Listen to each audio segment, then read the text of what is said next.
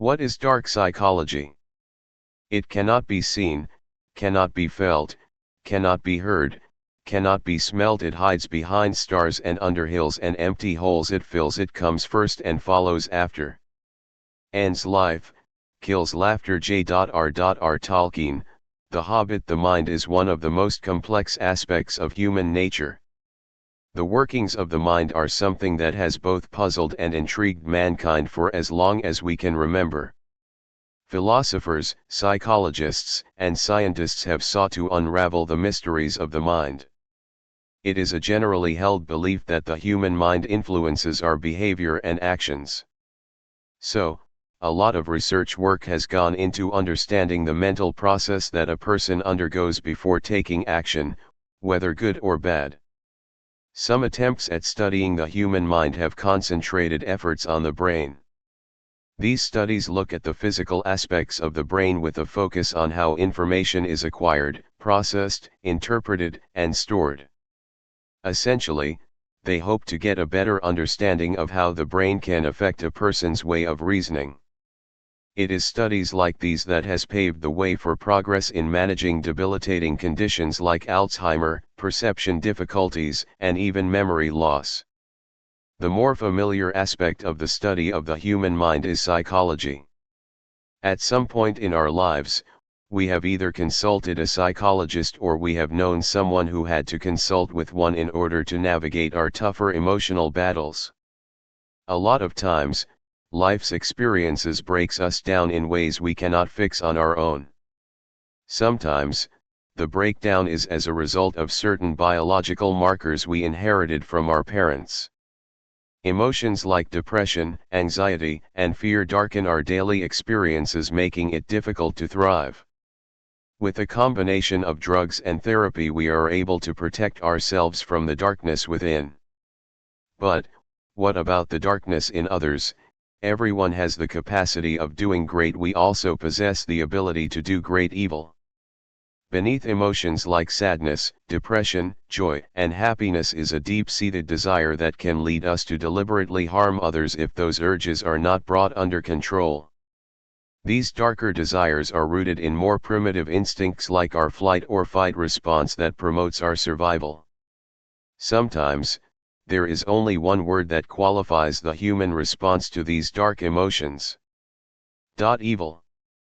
Dark psychology is a study of the human condition in relation to the psychological nature of humans to prey on others.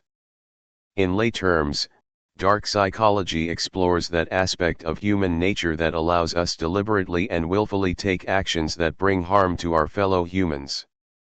Mind you, the use of prey in this context does not necessarily translate into the physical harming of a person, although there is a branch of dark psychology that is dedicated entirely to this. In subsequent chapters, we will touch briefly on those areas to get a better understanding of the topic. In movies or books, you may have come across words or phrases alluding to a darkness within. Even some of the most famous philosophers made references to this. The revered book of the Christians talks about how the heart of man is desperately wicked. We have all encountered that one individual who we have described as exceptionally calm or reserved in social settings, only for this same individual to perpetrate an act so devious that we find it difficult to associate that act with this individual in question. Sometimes, we are that individual. As surprising as it may seem, it is not entirely shocking. Those cases are just triggered responses to external situations. The pot was stirred, so to speak, and those dark emotions that hid beneath simmered to the surface. Usually they recede once control is exerted. Everyone has a latent tendency to be a bit naughty or just downright evil if the right buttons are pushed. Some other individuals, on the other hand, are fully in control of these dark emotions. They nurture them, feed them, and when it serves their own purposes, they willfully unleash them at the expense of another person. Sometimes, these emotions are groomed from an early age. A child learns that if he or she cries in a certain way, the adults in their lives rush to do their bidding. If the parents do not impress on the child early enough the wrongness of this, the child grows up thinking people in their lives can be manipulated into doing their bidding. The crying would cease to be a weapon as they grow, but they would continue in their manipulative ways. Where they don't use tears, they use emotions to blackmail their victims. So, what started out as an innocent childish behavior becomes a dark need to control. The lengths that this individual would go to exert their control would define the intensity of their actions. Dark psychology is all about studying the thought process of a person like this. It seeks to understand the motive behind these actions, the patterns exhibited from before these acts are carried out to after, and throws more light on how a person can willfully see those actions to conclusion, knowing the hurt and pain it might cause to another individual. Dark psychology illuminates the dark side of human nature. The effects and impact of dark psychology: when you light a candle, you also cast a shadow. Ursula K. Le Guin. Given the little we now understand about dark psychology, we know that some of the most shocking criminal offenses are rooted in certain personality traits related to dark psychology. But that is a broader side effect. I want to bring it closer to home, to you and me. How does this dark psychology affect us? If it even affects us at all? I can assure you that there are no ifs to this question, and in a few short moments we would understand how. The effects of dark psychology are experienced by both the perpetrator and the victim. To know the impacts, we need to explore some elements of dark psychology. People who exhibit certain personality traits that are considered dark, such as narcissism, psychopathy and Machiavellianism, are prone to experiencing difficulties in all aspects of their relationships. If all three traits are present in one person, they have a higher propensity to commit a crime. The three personality traits mentioned have specific characteristics that are grouped under them. Narcissism, for instance, is characterized by a sense of entitlement, feelings of superiority, deep-seated envy of the success of others, and exploitative behavior. Psychopathy has an absence of guilt, lack of empathy, destructive impulsive behavior, egocentricity, and inability to accept responsibility as some of the characteristics. Selfishness, ruthlessness, and manipulative behaviors are indicators of Machiavellian traits. Separately, these traits are problematic, but put together, they can spell trouble. Especially in a person's relationship with others. In the workplace, for instance, that person would underperform in the office even with the most mundane tasks, disrupt workflow due to their inability to get along with others, would be intensely disliked by others. Their impulsivity would lead them to making questionable decisions that are not ethical. If put in an administrative capacity, they are more likely to commit white-collar crime. But it is not just their work relationships that suffer.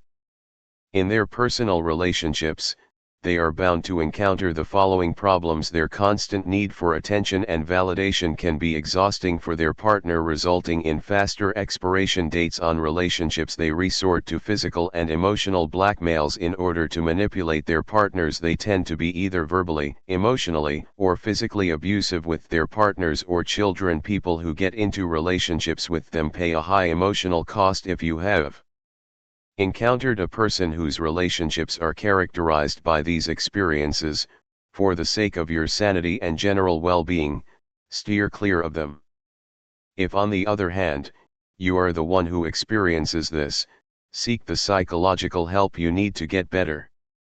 No matter how deep-rooted these problems are, you can improve your behavior and experiences with the right form of therapy.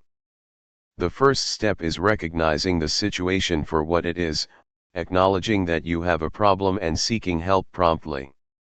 For the rest of us, dealing with people who have the traits I mentioned above leaves us emotionally and mentally drained. Sometimes, the effect can be physical and, in extreme cases, fatal. The sweet neighbor whose terrible experience led me on this journey to writing this book lost everything physically. Her home, her business, her finances, but her loss was much deeper and greater than these. We didn't have a relationship with the perpetrator of the act, but we became victims as well. Our losses were not as monumental as hers, but we experienced loss too. For starters, we lost our sweet neighbor.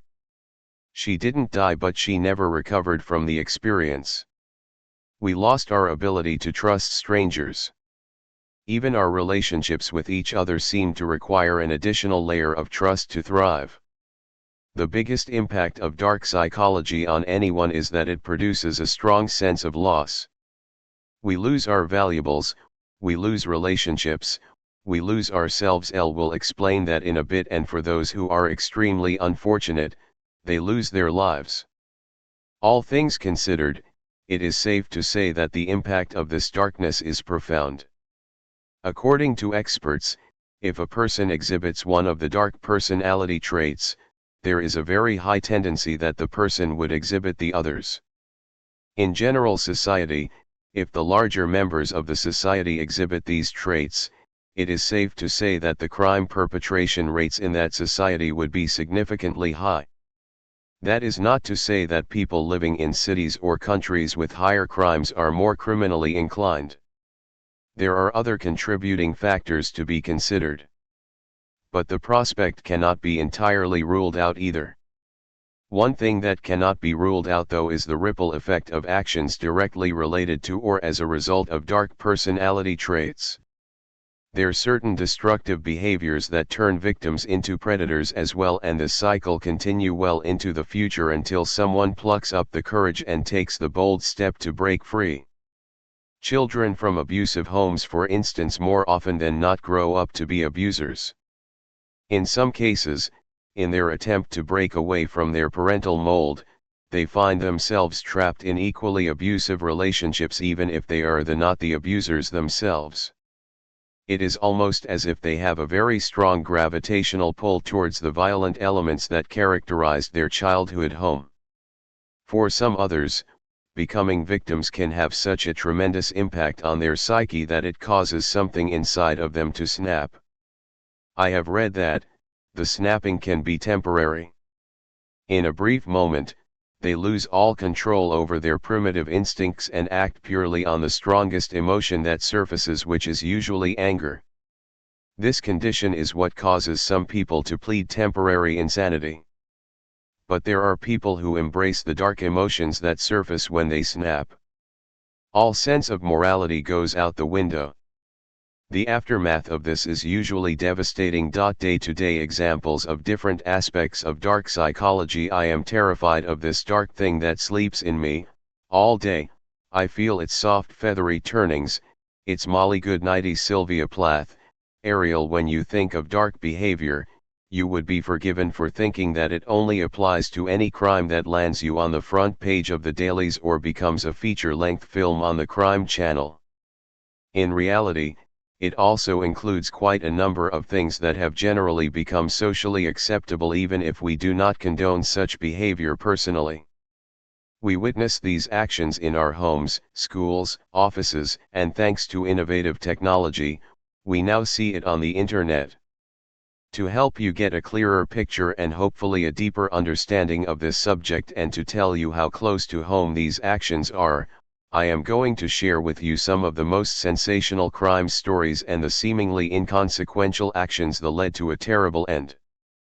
Case Study 1 News: brutal murder of a 14-year-old boy. Traits of the perpetrator: controlling, abusive, manipulative, reclusive. Channel: online gaming. This was the tragic story of a young boy from a well-grounded home. He had the same privileges of any teenager in the same age and social group. He had a supportive mom and a dad who strived to provide. His mother took all the necessary precautions a mother would to protect her boy from the invasive world of the internet. Online gaming was just another thing any teenage boy would indulge in. As long as he didn't spend more than the appropriate time on it, he should be fine. But the perpetrator, who was only 4 years older, had sinister plans. By carefully manipulating his young and impressionable victim with lies, he tricked the boy into visiting him at his place where he committed the vicious crime. It was one of the most disturbing cases, especially when you consider the age of the victim and the perpetrator. However, regardless of his age, the perpetrator exhibited all the predatory traits linked to dark psychology and snuffed out life just to assert control. Case Study 2 News, Worst Domestic Violence Case Traits of the Perpetrator: Physically abusive, manipulative, controlling channel. Relationship. Love indeed is a beautiful thing. When you enter into a relationship with someone, you enter with the hopes that this person would love and care for you, that you would nurture and protect each other.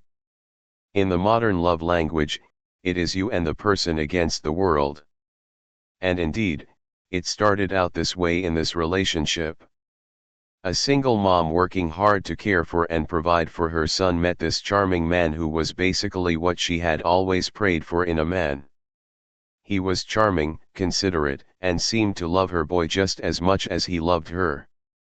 In order to fully make himself available for this young family, he quit his job and devoted himself to caring for her until his true dark nature emerged.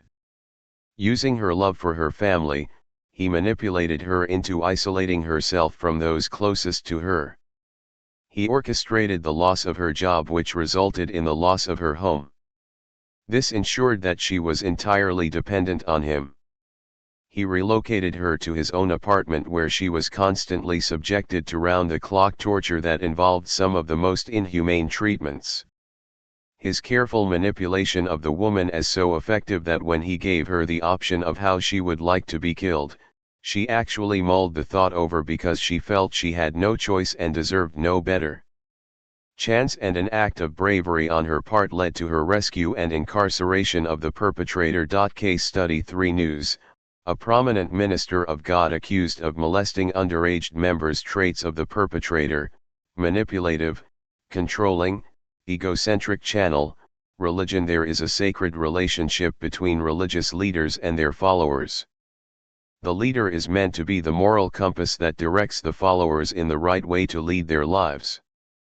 For years, regardless of religion, leaders have abused their position of power, choosing instead to play out the biblical reference of the proverbial sheep and shepherd role.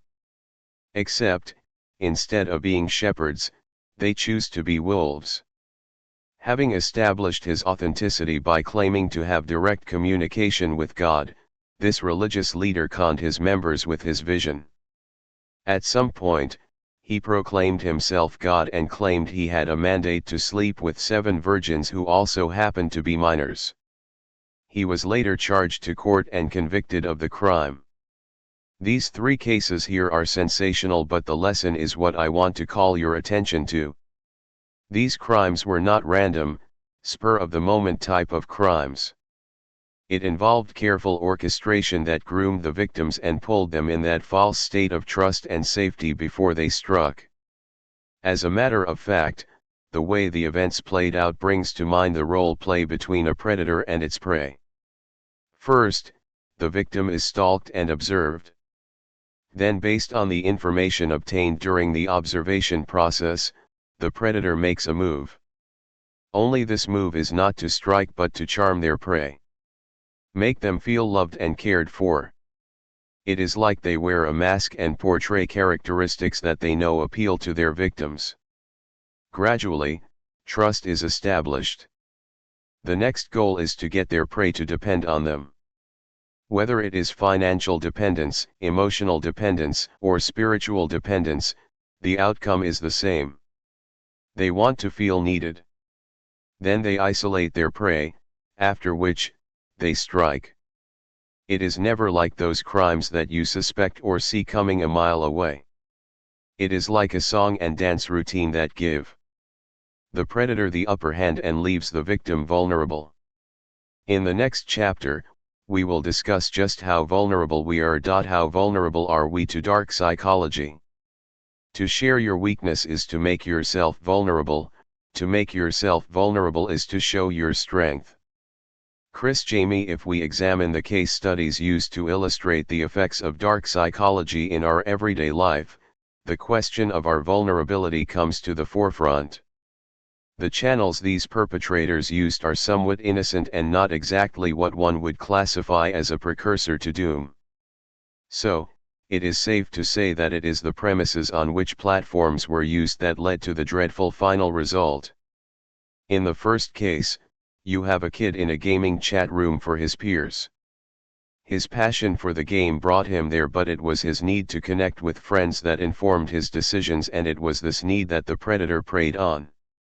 In the second case study, again, it was a basic human need to connect with someone on an intimate level that was preyed on, and the emotions of the victim were manipulated to alter her reality. From love, she descended into an emotional state of worthlessness, and the perpetrator inflicted further harm on her because of her vulnerable state. And in the third case, the victims placed their faith in the wrong deity even though their intentions were right and very human. The predator presented himself as a vital link to what they desired to attain spiritually, and this desire became the premise for their doom. Other cases I have studied follows this same pattern. The desires and emotional needs of the victims were twisted and turned against them. This gives credence to the belief that our needs and desires are what make us vulnerable to these predators. Does this line of thought mean we should shut ourselves down emotionally? Let us give this further thought. We have been groomed to show strength, to not give in, and to never let anyone see our fears. That is because we are been taught that going contrary to these instructions would result in people reading you as weak and vulnerable. Ironically, it is the very thing that separates us from other creatures that have also become the very source of both our strength and weakness. And that thing is our humanity. We are vulnerable simply because we are human.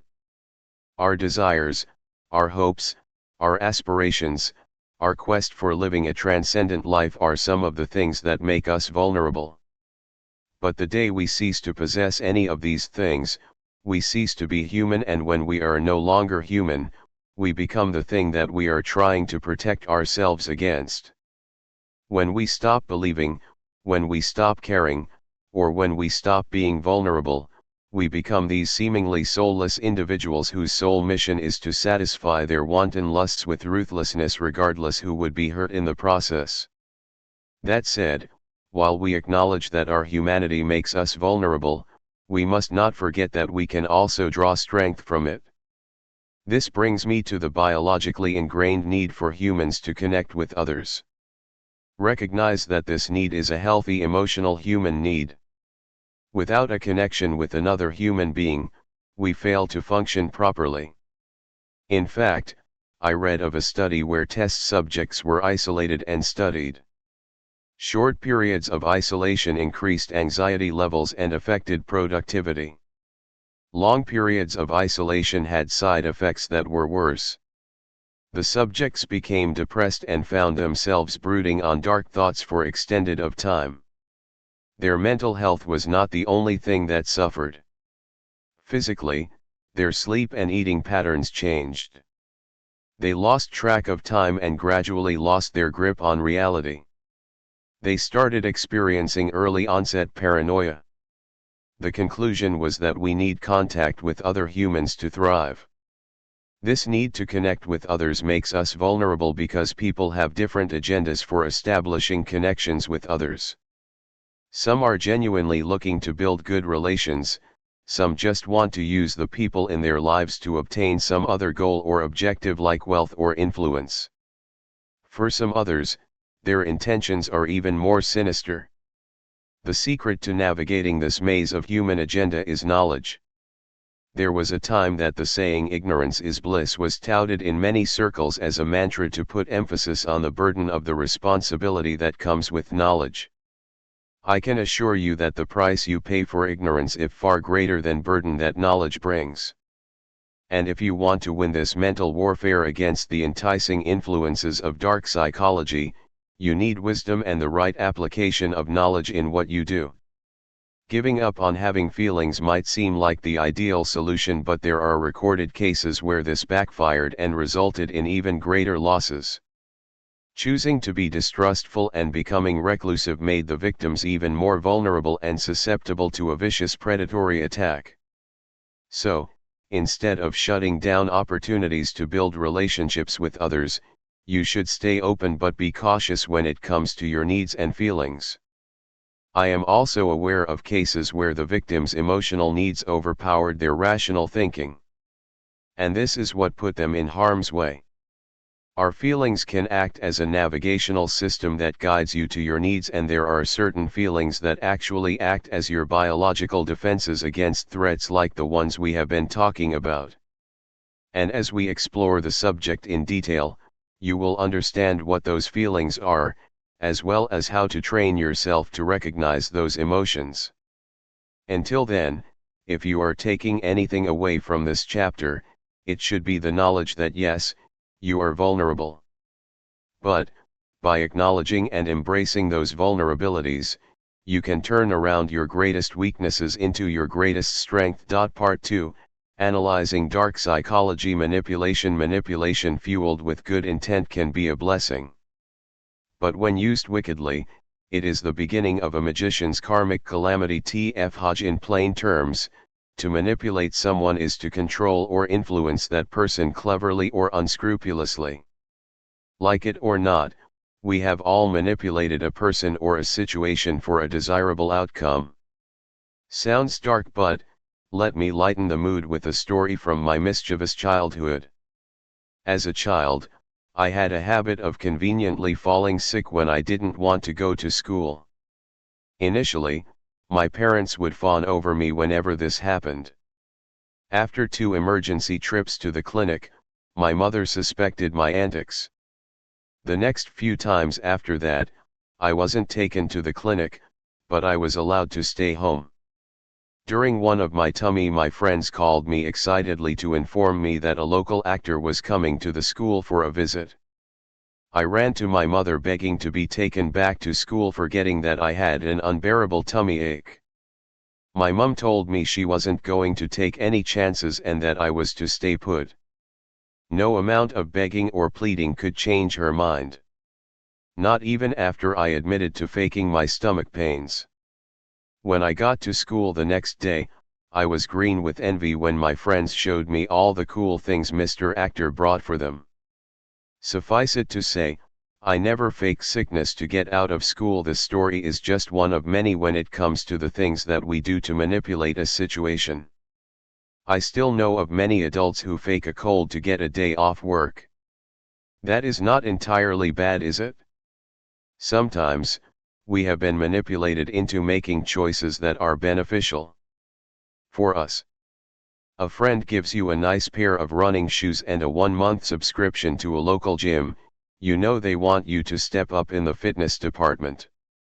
Ever showed up at a lunch date with a friend only for a prospective date and a sudden emergency, for your friend of course, to show up? I have been there. Interestingly, when we feel threatened, one of the techniques we employ to get out of that unpleasant situation, if blunt force is not an option, is also manipulation. That is to say, the art of manipulation is part of our nature. However, when it comes to psychological manipulation, things get darker and more sinister. In this situation, a person's actions or thoughts are influenced with the use of underhanded that are either abusive, deceptive, or even both. In this context, the person who is being manipulated isn't given the choice to either accept or reject the will of the manipulator. They are simply coerced into compliance. Manipulators have their reasons for doing what they do. Sometimes, it is something as basic as getting financial gains, like the fictional soldier who duped my neighbor of all her life savings. In the workplace, these people are committed to furthering their own personal agenda, even if it would mean ramming a few heads against each other. Their principle is very simple: if you want it, you have to reach out and take it. In relationships, it is usually about getting power and staying in control. The need to be in charge fuels everything they do, and sometimes they can go extreme lengths to achieve this. And then you have who love to manipulate people for recreational purposes. They are just bored, and they use their manipulative games to pass time. It is crude and vicious, but this is just the way they think. One of the most common tactics employed by manipulators is lying. A master manipulator is skilled in the art of deception. They are adept at coming up with grand stories that have no real bearings on the truth. Or they go for subterfuge and lie by omission. Some people are so good at their lies that you almost never realize the lie until it is too late. Another tactic employed by manipulators is guilt-tripping and shaming. When confronted for something they have done wrong, they would instantly deny it and then promptly turn the tables around by making you feel bad for questioning them in the first place. To further strengthen their hold on their victim, they vilify them, thus effectively turning the victim into the abuser. You would find this kind of manipulative technique in domestic cases where the abuser would claim that the victim's character, words, or action is what prompted their own behavior in the first place. Other subtle techniques used in manipulation includes the use of evasive, non-committal responses to questions asked. Rationalizing actions if they are caught and spinning the reality to match their narrative. Some manipulators employ sex and seduction to carry out their devious objectives. When caught with their hands in the proverbial cookie jar, anger and projection of blame are quickly used to manipulate the situation in their favor. However, manipulators are not always random in their selection of prey. There are specific traits in their victims that attracts them, and certain vulnerabilities also make it easier for the manipulator to perpetrate their crimes. Lonely people with poor self-esteem and an eagerness to please are easier to control than the assertive social type. Although, there are people who exhibit characteristics that are similar to the latter who end up being manipulated as well. For such people, manipulators study their personality flaws and weaknesses before using it against them. Impressionable people are likely to be fooled by appearances. Brash individuals who tend to make compulsive decisions are more likely to be manipulated into making snap decisions that have long-term impact. People who are greedy and materialistic have a higher tendency of being scammed. Deception just because something isn't a lie, doesn't mean that it isn't deceptive. A liar knows that he is a liar. But one who speaks mere poeons of truth in order to deceive is a craftsman of destruction. Chris Jamie deception is defined as the act of hiding the truth, especially to gain an advantage. This may seem like manipulation, but there is a distinct difference. Deception is often employed in the act of manipulation and is one of the many layers in a manipulator's scheme. The goal of deception is to fool and trick the other party. While manipulation is much deeper than that, it does not negate the adverse effects of deception. A lie may take a long time before it is uncovered, but when it is, the damage and destruction it leaves behind in its wake can be devastating. I know the story of a man who had been married for over 25 years. That marriage produced 3 children between the ages of 11 and 17. All was rosy for the family. The kids went to the best schools, enjoyed the luxuries of life thanks to the wealth obtained through years of hard and resilience on the part of the man. He spoiled his children by ensuring that whatever it is they needed, he provided. And who could blame him? For the first 7 years of their marriage, the couple was unable to conceive. They sought the help of specialists, spiritualists, and even tried a few unorthodox practices, all to no avail. At a point in the marriage when things were at an all-time low, his wife got pregnant. He was overjoyed. When the couple added 2 more children to the family, it felt as though things could not get any better, but they did. His wealth grew exponentially, and the timing was perfect. One day, the couple got a call that their eldest was involved in an accident. A life-saving operation that involved the donation of an organ was required. In the process of donating his organ to save his child, he got to uncover the terrible secret his wife had kept for many years. The child was not his. In fact, none of the children were his. Broken, hurt, and ashamed, he took his own life, but not without cutting off his wife and children from his wealth. This deception started out as a lie to one person, but at the end of the day, 5 people, including the deceiver, were affected by it. Not to mention the pain that would be experienced by the extended family, friends, and colleagues. In another situation, a young startup firm recruited the services of an accountant to handle their financial affairs. The owner of the startup quickly grew fond of this young accountant. It was a strictly business relationship, but there was a sense of friendship there too. As the company grew and expanded their operations, the business owner turned most of the administrative responsibilities to the accountant. He proved competent and was entrusted with even more responsibilities. These responsibilities came with lots of perks and benefits, and for a while, things were looking good. But when a failed transaction prompted a quick check on the company's records, the owner was not prepared for the revelation that unfolded. Over the years, he and his company had been systematically robbed to the point where the company's accounts were in the red. The accountant fled and he was left to clean up. Within months, the company folded up.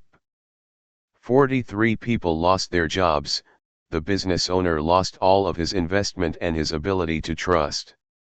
The crude thing about deception is that it is built on the very emotion that is essential for human relationship. Trust. For an act of deception to work, a form of relationship has to be established between the deceiver and the victim. The greater the trust, the greater the betrayal. And when there is a deep betrayal, the destructive impact often goes beyond the two individuals involved. However, deception isn't always something that is done to others. Sometimes, it is the lies we tell ourselves.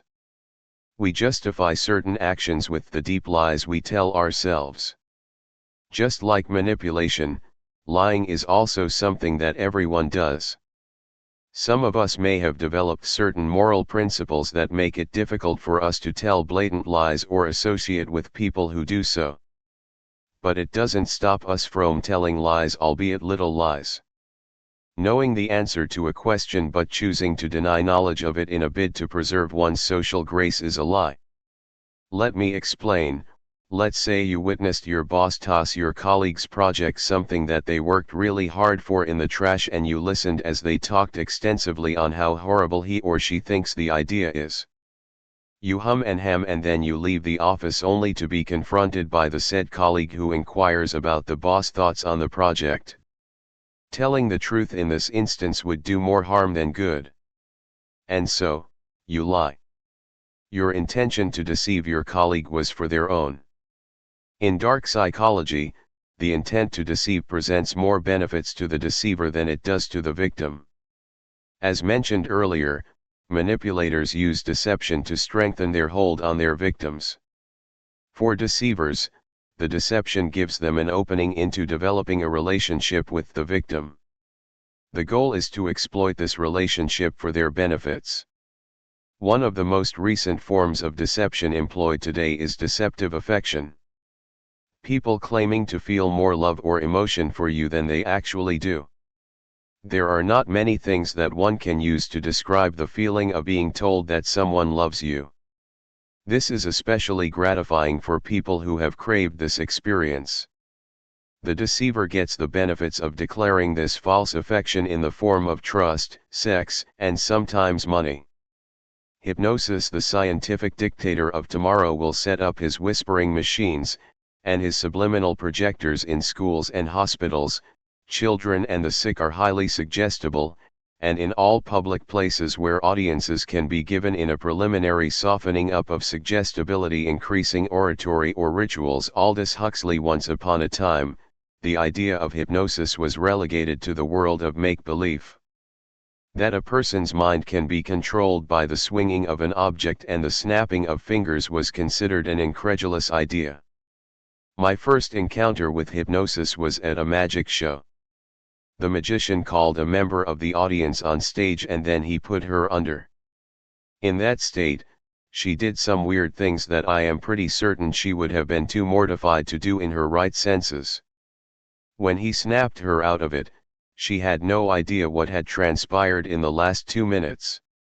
To acknowledge that someone could have that much power over you and cause you to do things you ordinarily would not do is frightful. So, I understand why we have chosen to deny it. However, no amount of denial can change the fact that hypnosis is real and is being used much more frequently than we care to admit. In today's modern psychology, hypnotherapy has been effective in the treatment of certain skin conditions and is also used in the management of pain associated with childbirth, dental procedures, and even rheumatoid arthritis. While hypnosis is certainly not your average pat on the cheek and do as I say type of move, certain people are more susceptible to hypnosis than others. But let's not get ahead of ourselves. Hypnosis is psychology is described as cooperative interaction in which the participants respond to the suggestions of the hypnotist. That is to say, when a person is hypnotized, their actions are heavily guided by the hypnotist. In the movies, we are made to believe that a person under hypnosis becomes sleepy and disoriented. In reality, people react differently under hypnosis, but they are not as incapacitated as they appear. In fact, psychologists refer to this as a state of hyper-awareness. In this state, they experience focused attention, heightened suggestibility and vivid fantasies. People are brought into this state with the use of visualization and verbal repetition. This tells us that not everyone can be hypnotized clearly. You need to possess a keen ability to visualize things.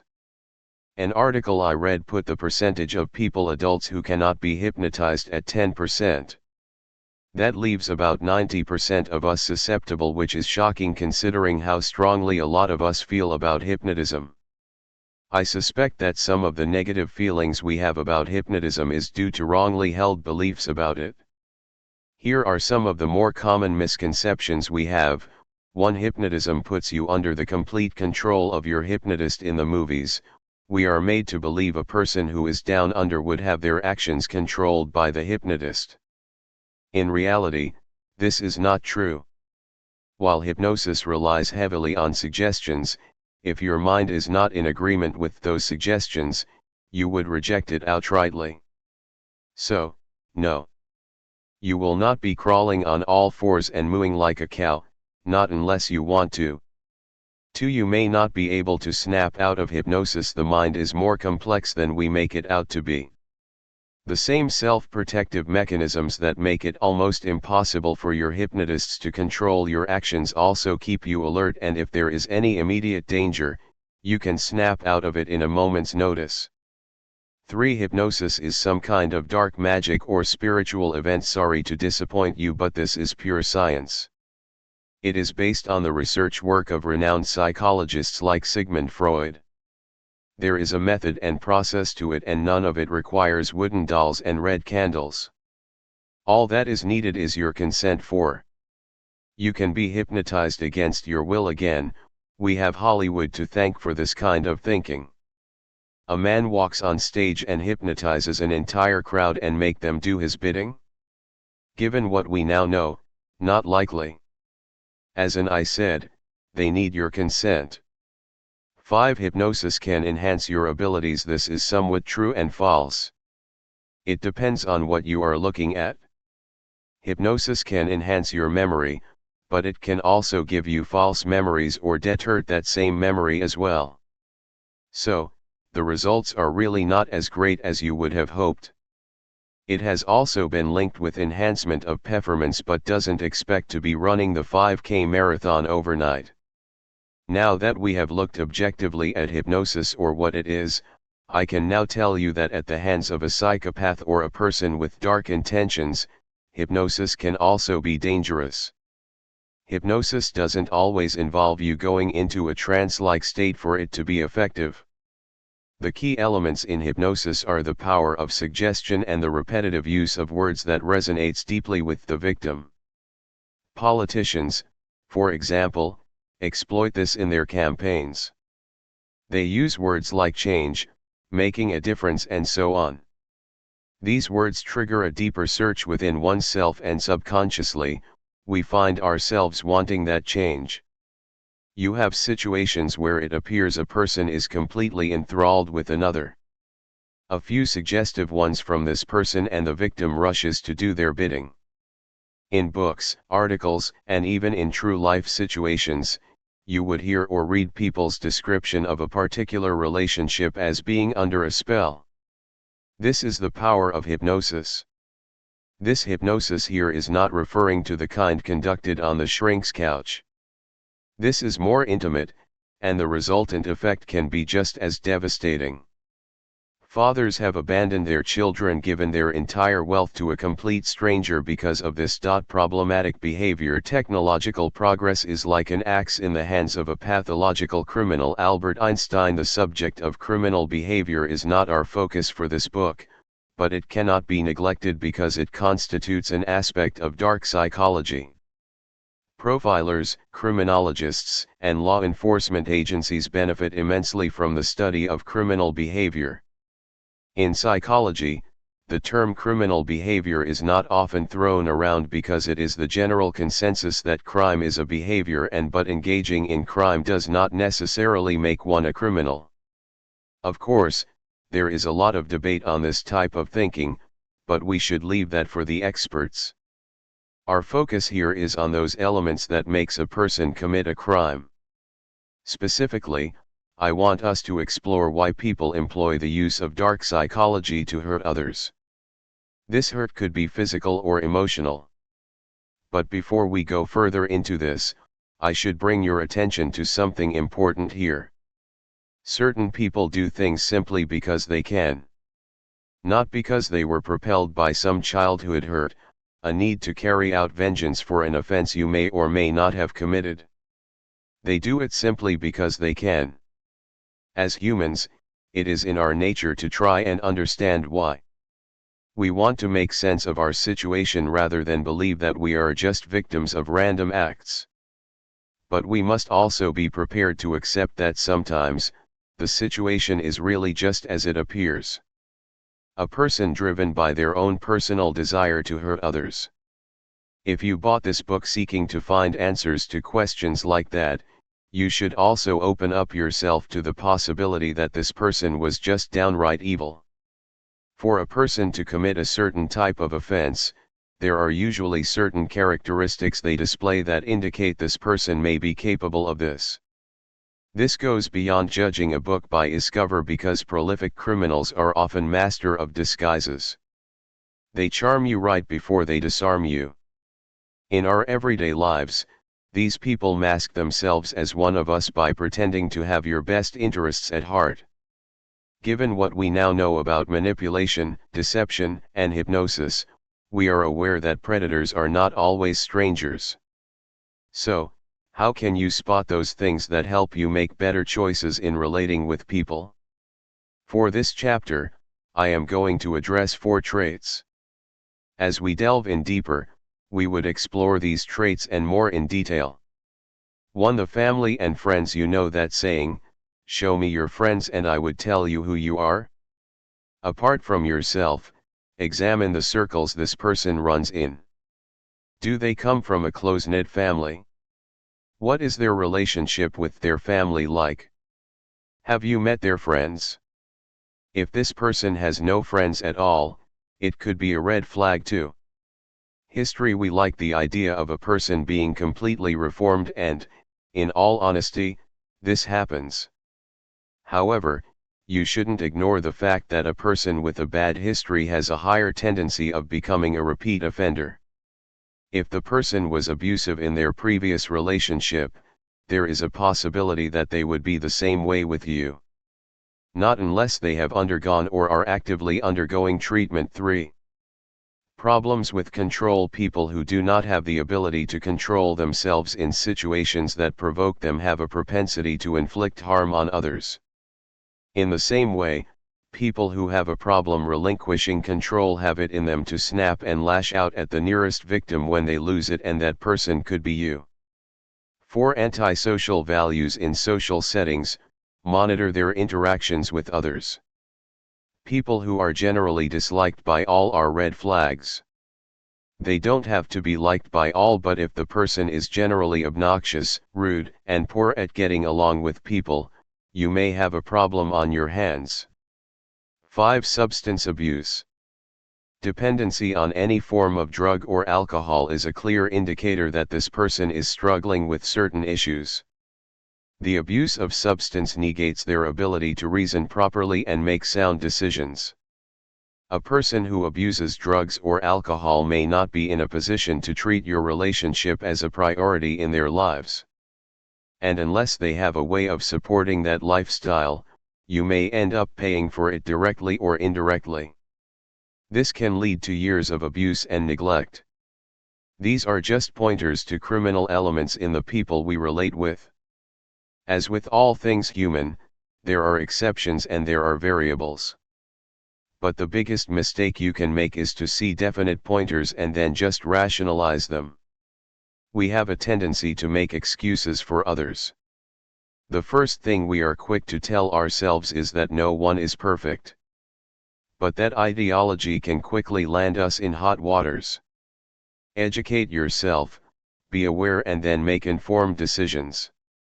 These do not guarantee that you would be able to keep these types from hurting and taking advantage of you. But you are able to protect yourself from them 100% better than if you are acting from a place of ignorance. Some of us are inherently wired to want to fix the people in our lives. We see someone who is obviously broken and think if we love them hard enough, we can bring them back from the brink of whatever precipice they are on and begin our journey to a happily ever after. From my personal experiences as well as the shared experience of others, I can confidently tell you that this is highly unlikely to work. The best case scenario is that you become broken and spend a better part of your life healing from what you could have easily walked away from earlier. Reverse psychology. Sometimes, I push you away because I secretly hope that you would pull me closer. Unknown. Reverse psychology is a more refined form of manipulation. Technically, it is defined as a technique involving the assertion of a belief or behavior that is opposite to the one desired, with the expectation that this approach would encourage the subject of the persuasion to do what is actually desired. The major difference between reverse psychology and manipulation is that the person who is being manipulated is given an illusion of choice. They are made to believe that they are actually making a choice to do what they want, but in reality, they have been subtly coerced into doing exactly what the manipulator wants. Pretty neat when you think about the thought process that goes into pulling this off until you find yourself in the same shoes as the victim. Reverse psychology is a technique usually employed by parents in raising their children. It works well on kids who are considered resistant to authority. On the surface, this appears innocent with no obvious harm to the child or their psyche, but it has also been known to backfire. In our day-to-day activities, we use reverse psychology in our relations with others, and it is not always born from malicious intent. Let me give an example using a wedding planner and his client. Say this client is very set on the choices of color that they want to use on their wedding day. Nothing wrong with that, except that the colors in question come across as complete garish and outlandish, especially when compared with the exotic venue for the wedding and the prestigious guests invited. Obviously, the wedding planner cannot tell the client their color choices are too trashy. Instead, what he does is agree with the client and then politely tell of a story that hints of a very important guest who has also been invited for this wedding trashed a previous event because of a similar color, but then quickly adds that he is sure they can pull it off somehow. This gives the client an pause. They rethink their choices and voila, the planner gets what he wants in the first place. Marketers employ this technique in selling their products to consumers as well. They agree with their consumer market on certain decisions, and in acknowledging their agreement, they are able to convince their customers to buy into their services. But parents and business owners are not the only ones guilty of using reverse psychology. We use this technique in dating as well. Most relationship experts would tell you that we are conditioned to want what we can't have. So, To make a person like you more or want you more, you make yourself unavailable to them. It is a paradox really. As with every form of reverse psychology, it can also backfire. Playing hard to get can appeal to the hunting instincts of a man, but unless you plan on being elusive forever, you are going to have to stop running. When you stop, the hunter recedes and then you have a stalemate. Part 3 Key areas in our lives that make us vulnerable to dark psychology. Love and relationships. Those that go searching for love only manifest their own lovelessness. And the loveless never find love. Only the loving find love. And they never have to seek for it. D.H. Lawrence. Now that we have gotten the gruesome part of dark psychology out of the way, let us bring things closer to home. Because, let's face it, you read all that and probably thought to yourself, hey, this does not apply to me, I can never be in that situation. Granted, the chances of things getting that gruesome are rather slim. But never make the mistake of assuming you are immune to the powers of dark psychology. Its influence is much closer to you than you think. The most common place where elements of dark psychology are manifest is in our love relationships with our significant other. Love is a universal language. It is a primordial emotion that we all instinctively crave. As humans, we are designed for love. We want to love and feel loved. No one is as happy as a man or a woman who is in love and know they are loved in return. Some people mate for procreation purposes. Some people mate in order to negate societal pressure. Some even mate to promote the alliance between powerful families. But, the primary reason for relationships, aka getting a mate, is love. That said, it is easy for things to degrade to a point where love is used as a bargaining chip for more power over another individual. And this is where elements of dark psychology come to play. You have heard of the saying, use what you have to get what you want. In the business world, that kind of thinking comes with the terrain. But in relationships, it is called manipulation. Let's explore this example. A woman knows that her partner finds her sexually alluring and irresistible. Perhaps there has been something she wanted from him for a long time but has failed to obtain his willingness to comply despite the long drawn-out conversations they may have had about it. Let's say that what she has always wanted from him is his physical contribution in doing the house chores. His obstinate stance prompts her to devise a way to make her partner become compliant. She has to do this without coming to him outright and saying something like, vacuum the living room or else there will be no sex tonight.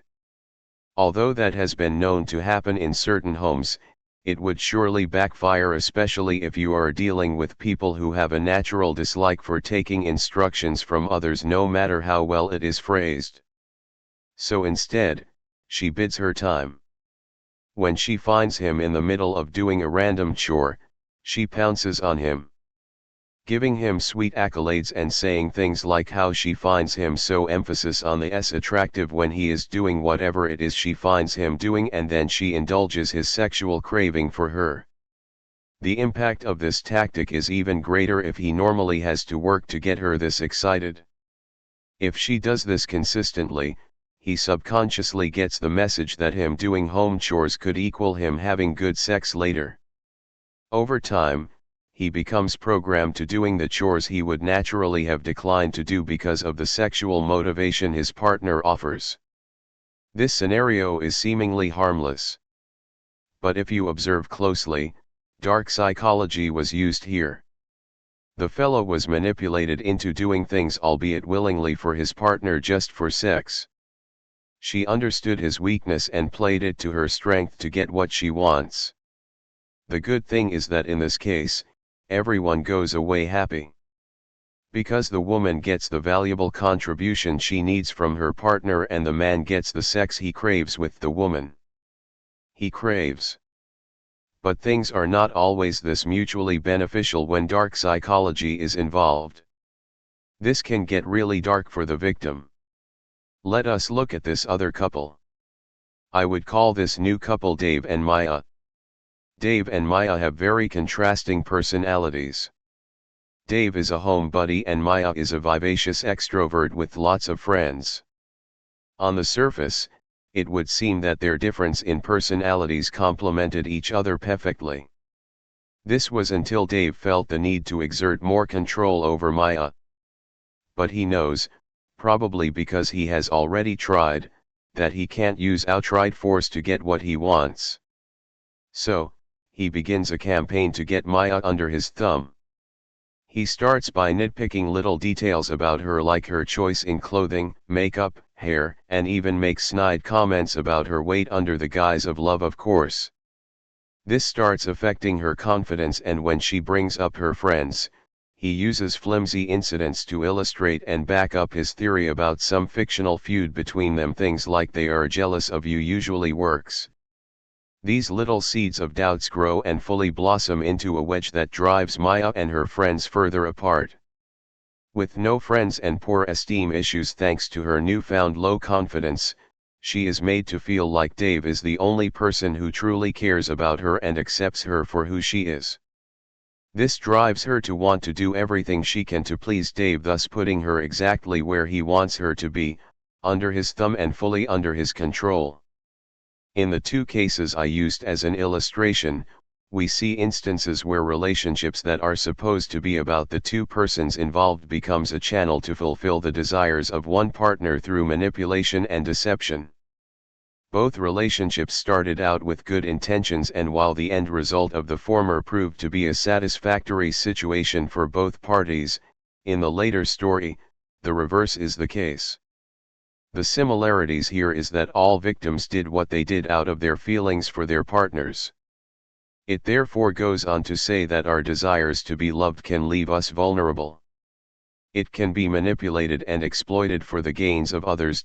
Blind faith and religious beliefs. If we seek solace in the prisons of the distant past, security in human systems we're told will always last, emotions are the sail and blind faith is the mast. Without the breath of real freedom we're getting nowhere fast. I am just going to throw this out there and say that blind faith does not only refer to the belief in one supreme God or higher deity. Some people chose to believe in science. Regardless of what faith you practice, there is a fact that our faith sometimes creates a blind spot that distorts the reality, causing us to make decisions that we probably wouldn't if we were in our right and proper state of mind. But before we get into the what, let us look at the why. When I talked about vulnerability in an earlier chapter, I did say that the very things that makes us human are some of the things that makes us vulnerable and susceptible to the machinations of dark psychology. For some people, these influences are evident than others. Our beliefs in deities predates even the earliest civilization. Man has always regarded his existence as a small fraction in the universal scheme of things, and so we believe that there are forces that are bigger, greater and divine. If you examine things logically, this kind of thinking made sense because it helped our minds cope with the inexplicable things that happens all around us. You see a beautiful flower and marvel at how something so exquisite and delicate could just be. Without thought, without pattern, it just is. We look at the big expanse of the sky and wonder what lies beyond. Does it just go on forever? Or does it just taper off into an endless end? When you hear the powerful roar of the waterfall or the earth-shaking sounds made by a thunder blast, even with the advancements and knowledge made available to us, we still quake in fear and awe. Back then, your choices were to either let the fear drive you insane or you rationalize the situation by pinning it on a sovereign being that is bigger than you. Some of the braver folk chose to use science to do their explanation. Staying with this same line of thinking, when someone we love dies, we are forced to confront our own mortality. Our grief is compounded by questions regarding life and death. Does the journey end here or does it continue into the afterlife? This has been a strong motivational force behind today's belief systems. The fear and consideration given to the life after this life has spurred many into making the right choices here so that when death comes, The life that we hope continues after us is favorable for us. It is our own way of manipulating the final outcome, so to speak, because the alternative as it has been portrayed to us is so grim. Some people prey on our fear of the afterlife that they use it to manipulate us into getting what they want. If we hold this afterlife theory in such high esteem, you can imagine how we treat people who are considered mouthpieces of the deities that control the afterlife. Pastors, imams, rabbis, and all other form of religious leaders are held in such high reverence that their words are considered the words of the deity in question. Generally speaking, these religious leaders are meant to apply morally sound principles in accordance with their respective offices and act in the best interest of their members. If not for any other reason, at least to promote the tenets of the faith they claim to represent. However, this is not always the case, as we have come to realize. A lot of religious leaders abuse their roles and influence by deceiving their members into making decisions that only serve their selfish agendas. The common tactic is to use the name of the principal deity to twist the words that are drawn from the religion's sacred manual to mean new things that corroborate whatever story they are making up in order to help them successfully manipulate the people. A lot of people have been swindled, physically hurt, and even made to commit atrocious crimes under this guise. Another method these false leaders use is claiming to have a vision or spiritual insight into a specific need that the victim has. They create an elaborate story that is a mishmash of lies interspersed with the truth, usually obtained unknowingly from the victim or third parties, and the main goal is to extort the victim for money, favor, or just power play. Some victims are coerced to part with more money than they can ever hope to have. In some cases, young impressionable victims are brainwashed into living in fear under occult-like situations. But, scenarios like these don't just end in religious houses. There are people who are not affiliated with any religion, but they like to consider themselves spiritually open. Such people would encounter fake psychics and mediums who claim to have a strong connection with the netherworld. Again, our attachment to people who have died, as well as our concerns for what happens after death, clouds our judgments and leaves us open to crooks who would like to manipulate the situation to their advantage. They employ the same trick of the false religious leaders, using deception and lies to manipulate their victims. Victims go for a 10-minute psychic reading of their horoscopes and palms only to get strung along for years with promises, altered realities, and false hopes, causing them to spend thousands and thousands of dollars searching for the elusive truth. People who place their hope in science are not immune to manipulations. If you are thinking that because your faith is anchored to legible and factual science, you cannot be influenced, think again. When there is a crisis, people revert to what they believe in. For a science believer, you naturally turn to science. There are cases where people with debilitating medical conditions seek out unconventional medicine in a bid to outlive the disease. Knowing that the best of conventional medicine has failed, they turn to these outliers who claim to have the solution with their experimental drugs and never been done before medical procedures. Unfortunately, these procedures are too risky, too expensive, and often uninsured. But the slim chance of life is worth every penny, and this is what the fraudulent people exploit. And it is not just in crisis. You have people come up with wonder solutions to a mass problem like weight loss and so on. They claim that their latest diet fad, wonder pill, or technology can transform us using scientific theories that have not been tested and verified. A lot of people buy into the promise of this transformation based on information that has been specifically manipulated to extort victims. The main difference between religious con leaders and these purveyors of fake science is that instead of a deity, they use science when swindling their victims. And sadly, most people don't realize until it's too late just how badly they are being affected. When it comes to belief, those who use dark psychology key into your deepest needs and exploit it. They use that which you hold sacred to manipulate your thought process. And sometimes, the sacredness of it doesn't really matter. As long as it is important to you, they consider it a gold mine of some sort.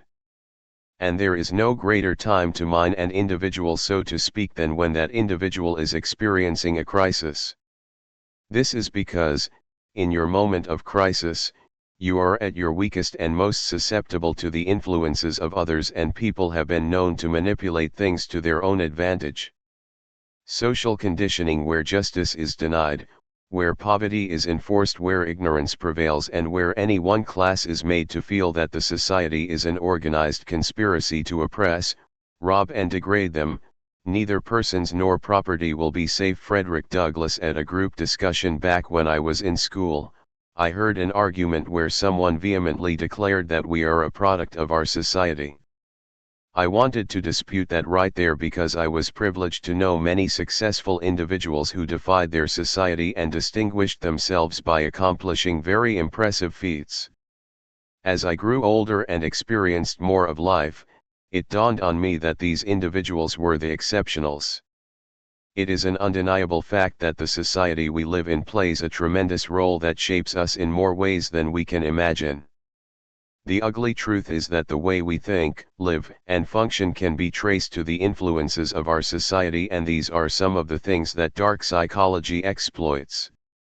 Social conditioning refers to the impact the society has on your life as a whole. While social conditioning looks more at your social status in terms of income, living conditions, and so on, its reach can go deeper than that. Your society can and does influence your beliefs and religion. You may not be a direct practitioner of those beliefs, but you are indirectly affected by it. In certain cultures, certain days are considered sacred. That means, conducting business on those days might be considered an offense. But seeing as we have just discussed religion in the previous chapter, let us look at other aspects of social conditioning that can easily be influenced by dark psychology. There is a general misconception that being part of a society that is more advanced makes you impervious to the influences of culture. And I get that kind of reasoning. How can a society that gave birth to the likes of Albert Einstein and Neil Armstrong be impacted by something as ridiculous as culture, right? Well, you are wrong on that count. If anything, you are even more vulnerable, and I will tell you about it in a bit. The biggest advancement our society has made today is in the area of technology. We live in a world where things are done in a flash. Money transactions are completed at the push of a button. A businessman can conclude a deal in China, motivate his team in South America, talk his partner through a crisis at home, and deliver an impressive marketing pitch in Dubai, all before the morning is done, just by pressing a few buttons. This is the world we live in today. If you are coming up with a business plan in this era, your products and services have to match the same speed that we are all used, or else you are setting up yourself to fail. And this is very good. Because I am fairly certain that no one misses the old days when it took one whole month to get a mail from across the country, or 3 puffs of black smoke shooting up in the sky to tell you that your beloved loves you back. No. We appreciate the pace with which things are done these days. Unfortunately, this speed that characterizes our daily lives makes us vulnerable to get-rich-quick schemes. We hear all these amazing stories of people who became millionaires overnight, and on some subconscious level, we desire the same thing. Some people have exploited these desires to their advantage with what we now know as Ponzi schemes. Named after the infamous Charles Ponzi, a Ponzi scheme is a diabolical way of carrying out daytime robbery with full consent from the victim. The scam artists come up with a fictitious enterprise that promises huge returns on investment. After the victim makes an initial commitment, he is rewarded with returns which draw in him further into the trap the perpetrators have laid out, causing him to put in more funds. To even maximize his profits, the victim is manipulated into bringing in more friends to make investments. The more friends he brings, the higher his returns. This builds a pyramid of investors all pouring their funds into this enterprise that does not exist. In reality, what the scammers are doing is simply robbing Peter to pay Paul. And then they pay themselves as well. This continues until one day, the company just vanishes into thin air, leaving lots of victims stranded and without their initial investment or returns on it. The only logical explanation we can give for a situation like this, where a company with barely any registered documentation of its existence comes in and swindles hard-working people who are usually smart in their dealings, is social conditioning. It happened in the 1800s, in the 1900s, and it is still happening to this very day. And despite the knowledge of its existence, people are still falling for Ponzi schemes. It is like we are just programmed to do it. And it is not just restricted to a certain class of people. Both rich people and poor people fall for it.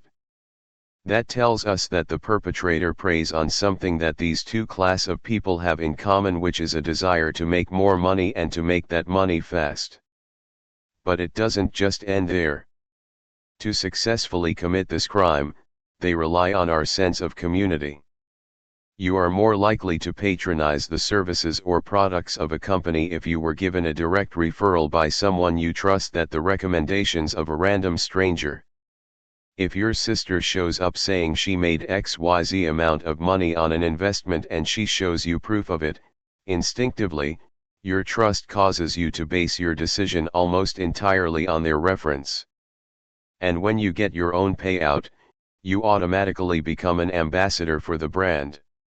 This makes you spread your own news to other people in your network, and the chain continues.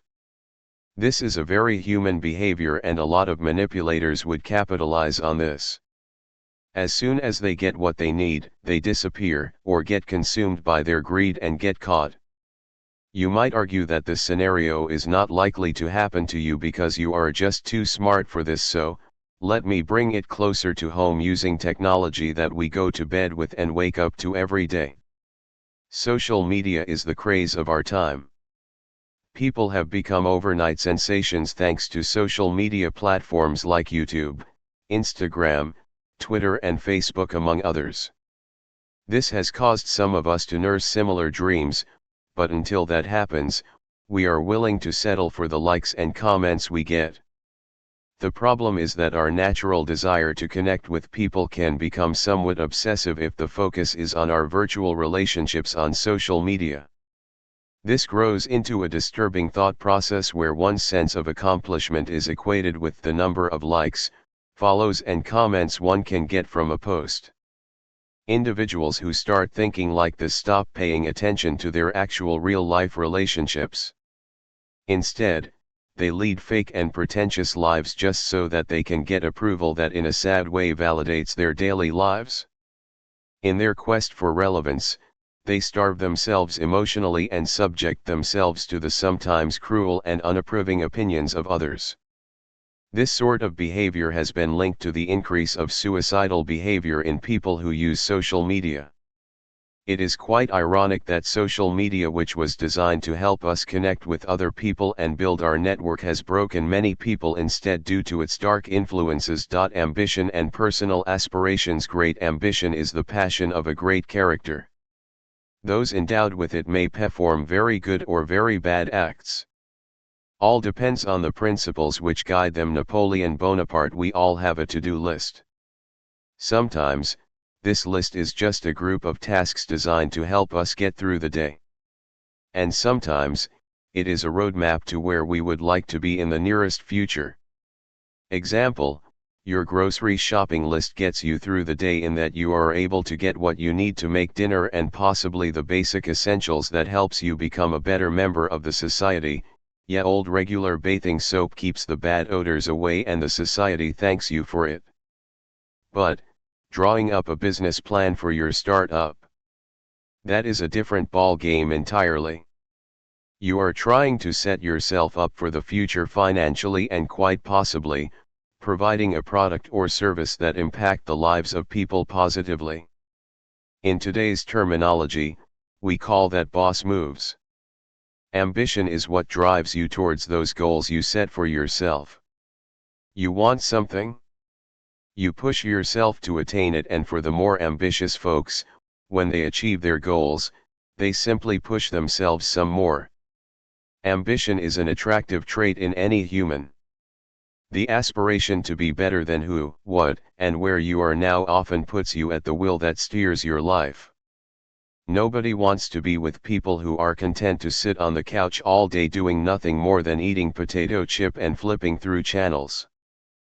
People want to be with someone who is truly excited about the beautiful future they envision for themselves and are meticulously working to achieve it. However, as attractive as ambition is, when it is put in overdrive, it can attract the wrong sort of people into your life because it leaves you open and vulnerable. This may sound like a contradictive statement because ambitious people are described as anything but vulnerable. But, as you will come to learn in this book, what you allow to consume you gains control over you, and when you have no control, you become vulnerable. In earlier chapters, I talked about how predators use the weaknesses of their victims against them. Bearing this in mind, you would agree that ambition is an admirable trait in a person, and as a strength, it can help you navigate your path to success.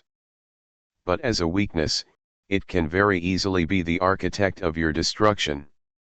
Where ambition drives your goals, your personal aspirations on the other hand can be looked as your success indicators.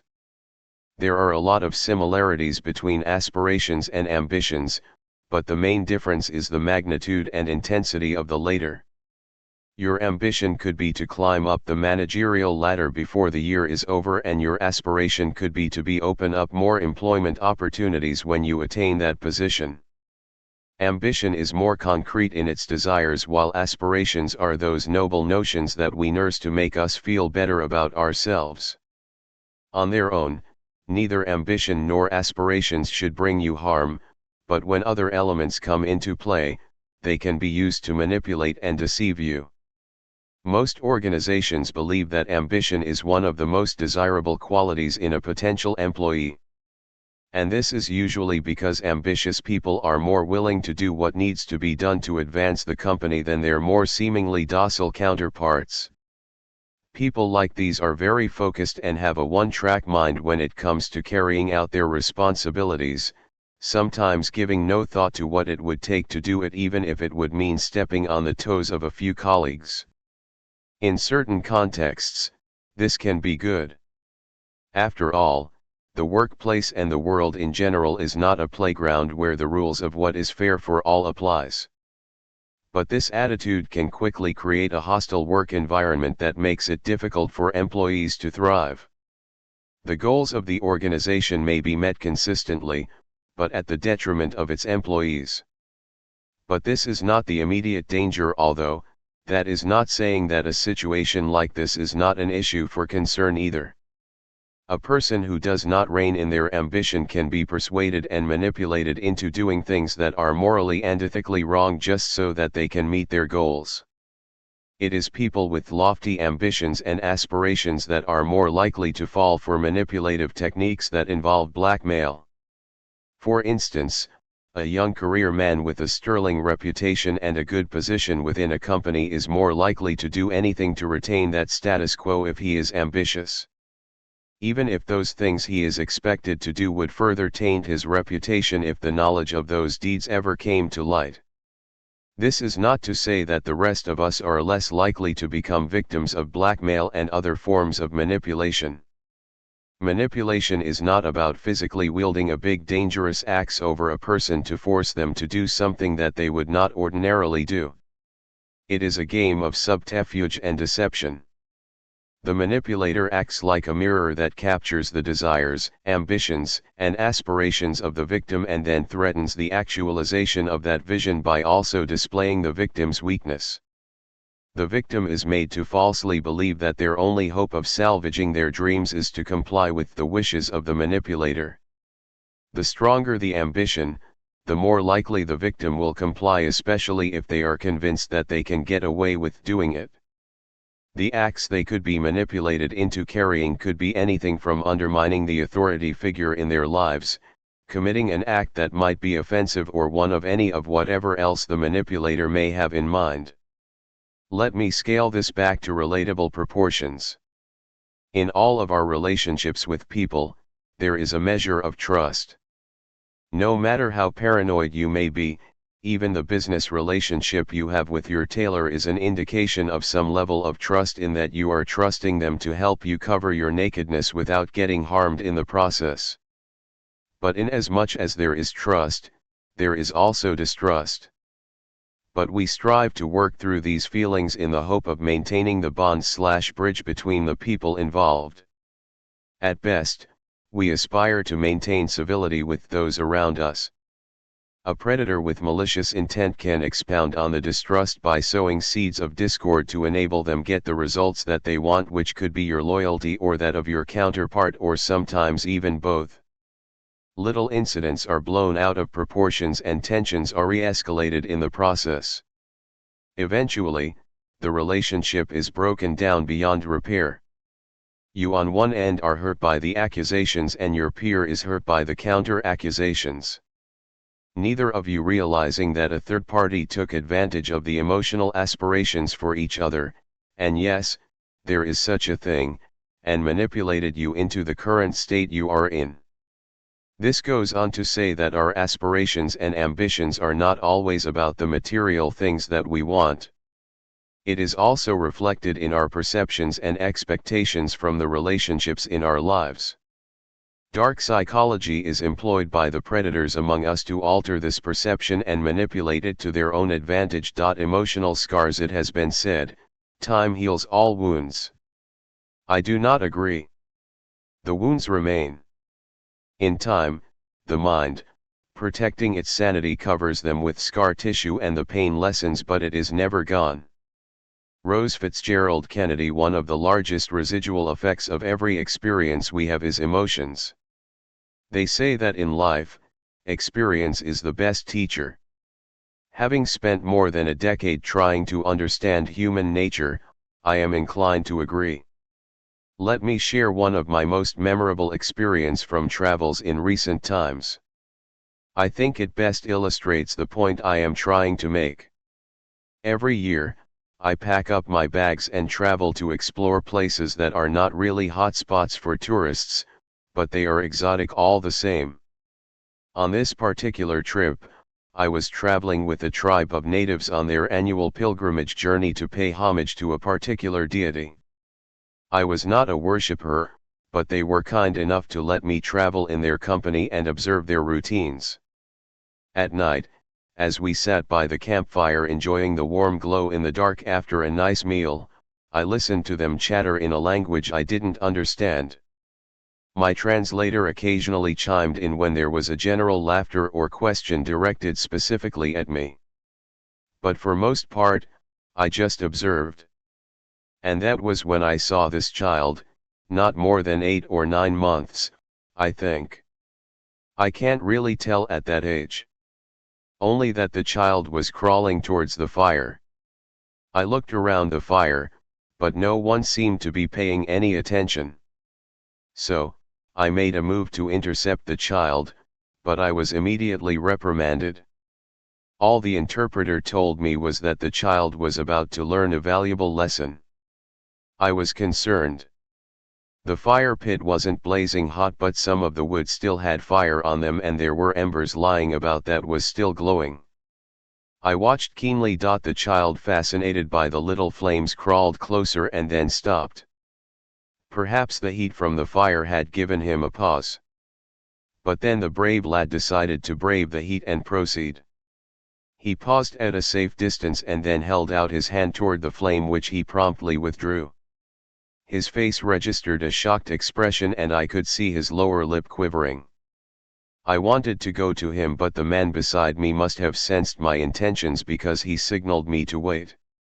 The poor baby's expression shifted from hurt to one of confusion. It was like he was telepathically speaking to the flame and asking why it hurt. He tried using his hand again and this time he cried. The men cheered and laughed. A woman, quite possibly his mother who must have been standing very close by, quickly swooped in and carried him away. I was incensed. I asked the translator the purpose of this. The chief through the translator responded with words that I remember to this day. He said, "It is hard to look at fire from a distance and argue against the eyes that such a glorious thing could also be deadly. Sometimes, one's hand must do the convincing when eyes fail. It is called experience." He went on to assure me that no one would have let anything dangerous happen to the child, but I get the feeling that his definition of dangerous is way different from what I imagine it to be. Now, before we veer off in righteous indignation, and rightly so, over their child care practices, we should not neglect the stark truth in his words. There are lessons in life only experience can teach you, and each experience leaves an emotional scar. There are certain experiences in life that would promptly induce the never again reaction from us. Those experiences are so deeply etched on our minds that we immediately interpret certain signs as a precursor to the event that scared us in the first place. And the second we observe these signs, our fight or flight instincts kick, especially if those experiences pose a threat to us. This predictable pattern of behavior is meant to protect us in times of perceived danger. Think of it as a biological defense against what might cause us harm, or that emergency drill your body undergoes. Your brain senses you are in danger. What I have described here is the body's reaction to fear, but fear is not the only emotion that can be triggered by your experiences. There is a long spectrum of emotions ranging from anger to zealousness that can be triggered by an experience. A woman in love memorizes her lover's scent. And every time she gets a whiff of that scent, her mood is transformed. Sometimes, it induces joy, and on certain occasions, it can trigger lust. If that relationship packs up, the scents could induce sadness or rage depending on how bad the breakup was. All I am saying is that emotions are part of the human experience. When we feel a certain way, we act a certain way. Certain events can trigger emotions that cause us to react abnormally. My near-drowning experience as a teenager causes me to panic every time I close my eyes under a shower.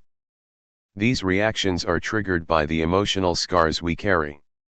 Now, let me explain the science of this. When an event occurs, whether good or bad, your brain identifies that incident with a specific emotion. This would explain why something as simple as the smell of freshly baked bread can transport you to your childhood, if this was your experience. A lot of marketing companies and advertising agencies employ this knowledge in their advertising strategy. They try to identify there with things, experiences, or events they know appeal to you or other people like you, their target demography. Subconsciously, your brain identifies those activities or experiences with their products or services.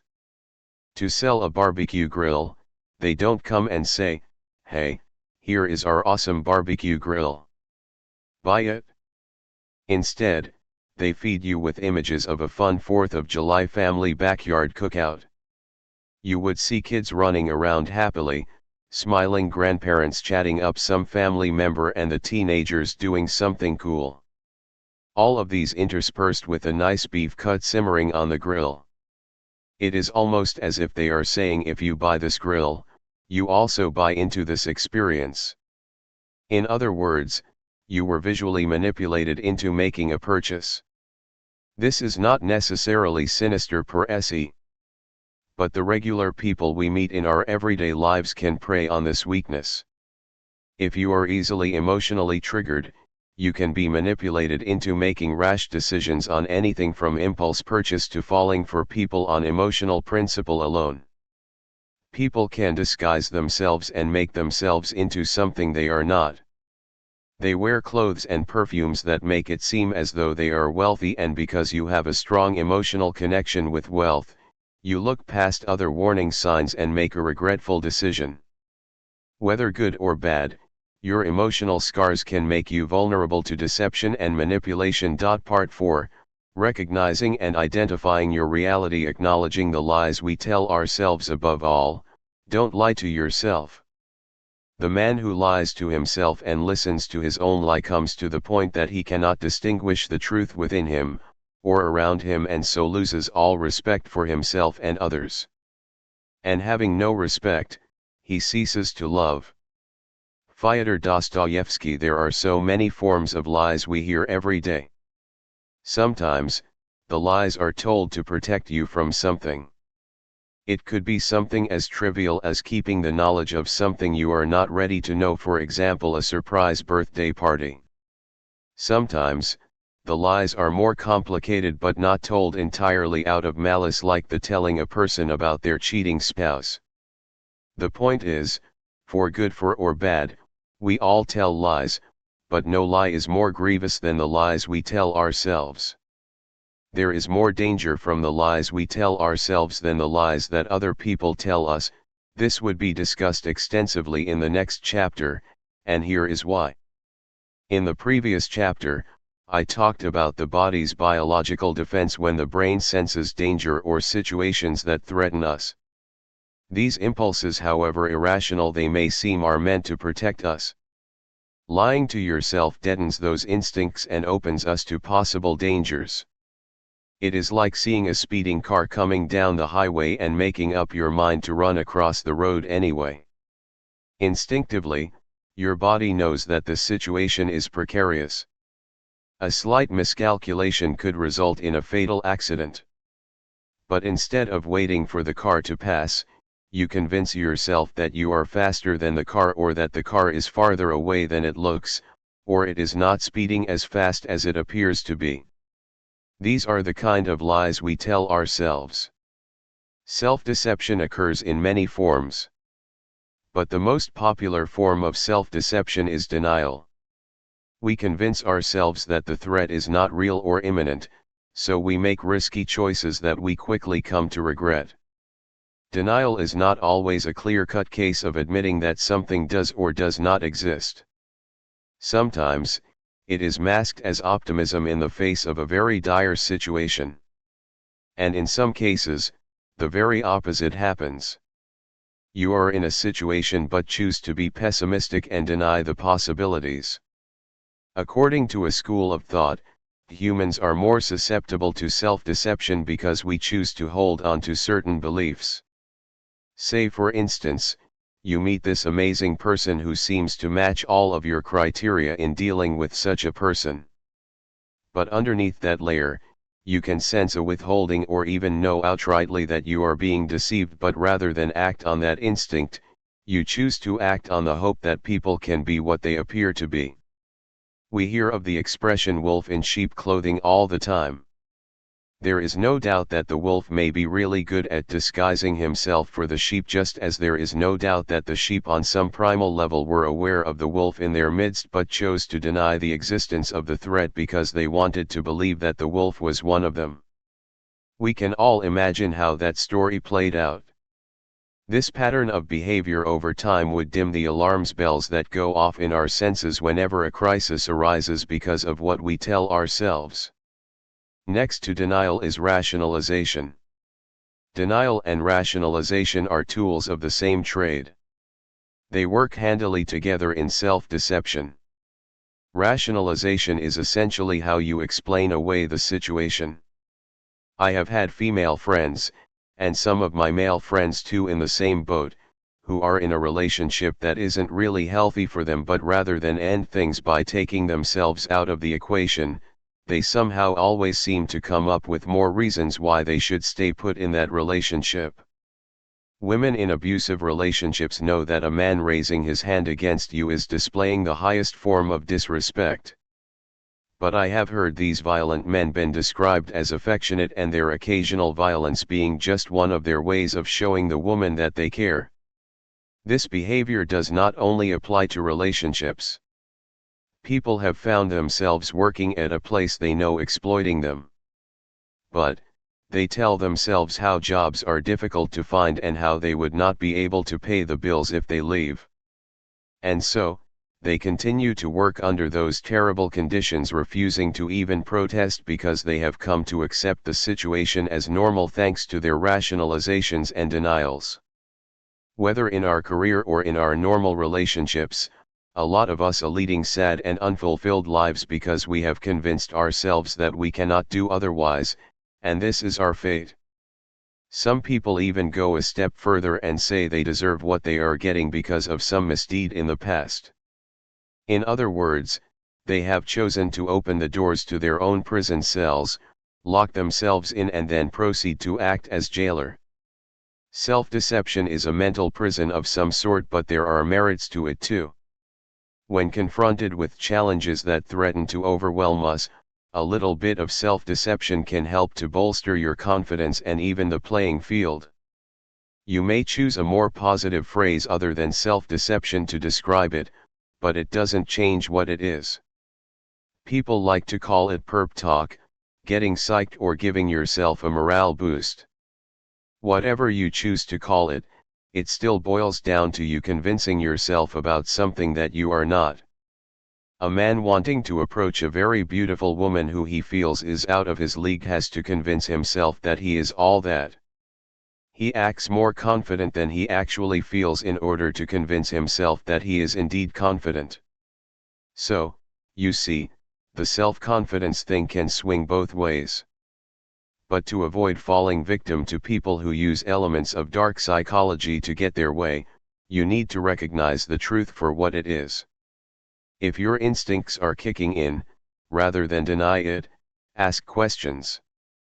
Find out why you feel the way you do about the person and try to get more answers. When you learn to trust your instincts, you are better able to protect yourself. If a situation is not working out favorably for you, rather than choosing to be powerless about it. Because yes, it is choice, you should actively look for a way out of the situation. Don't lie to yourself.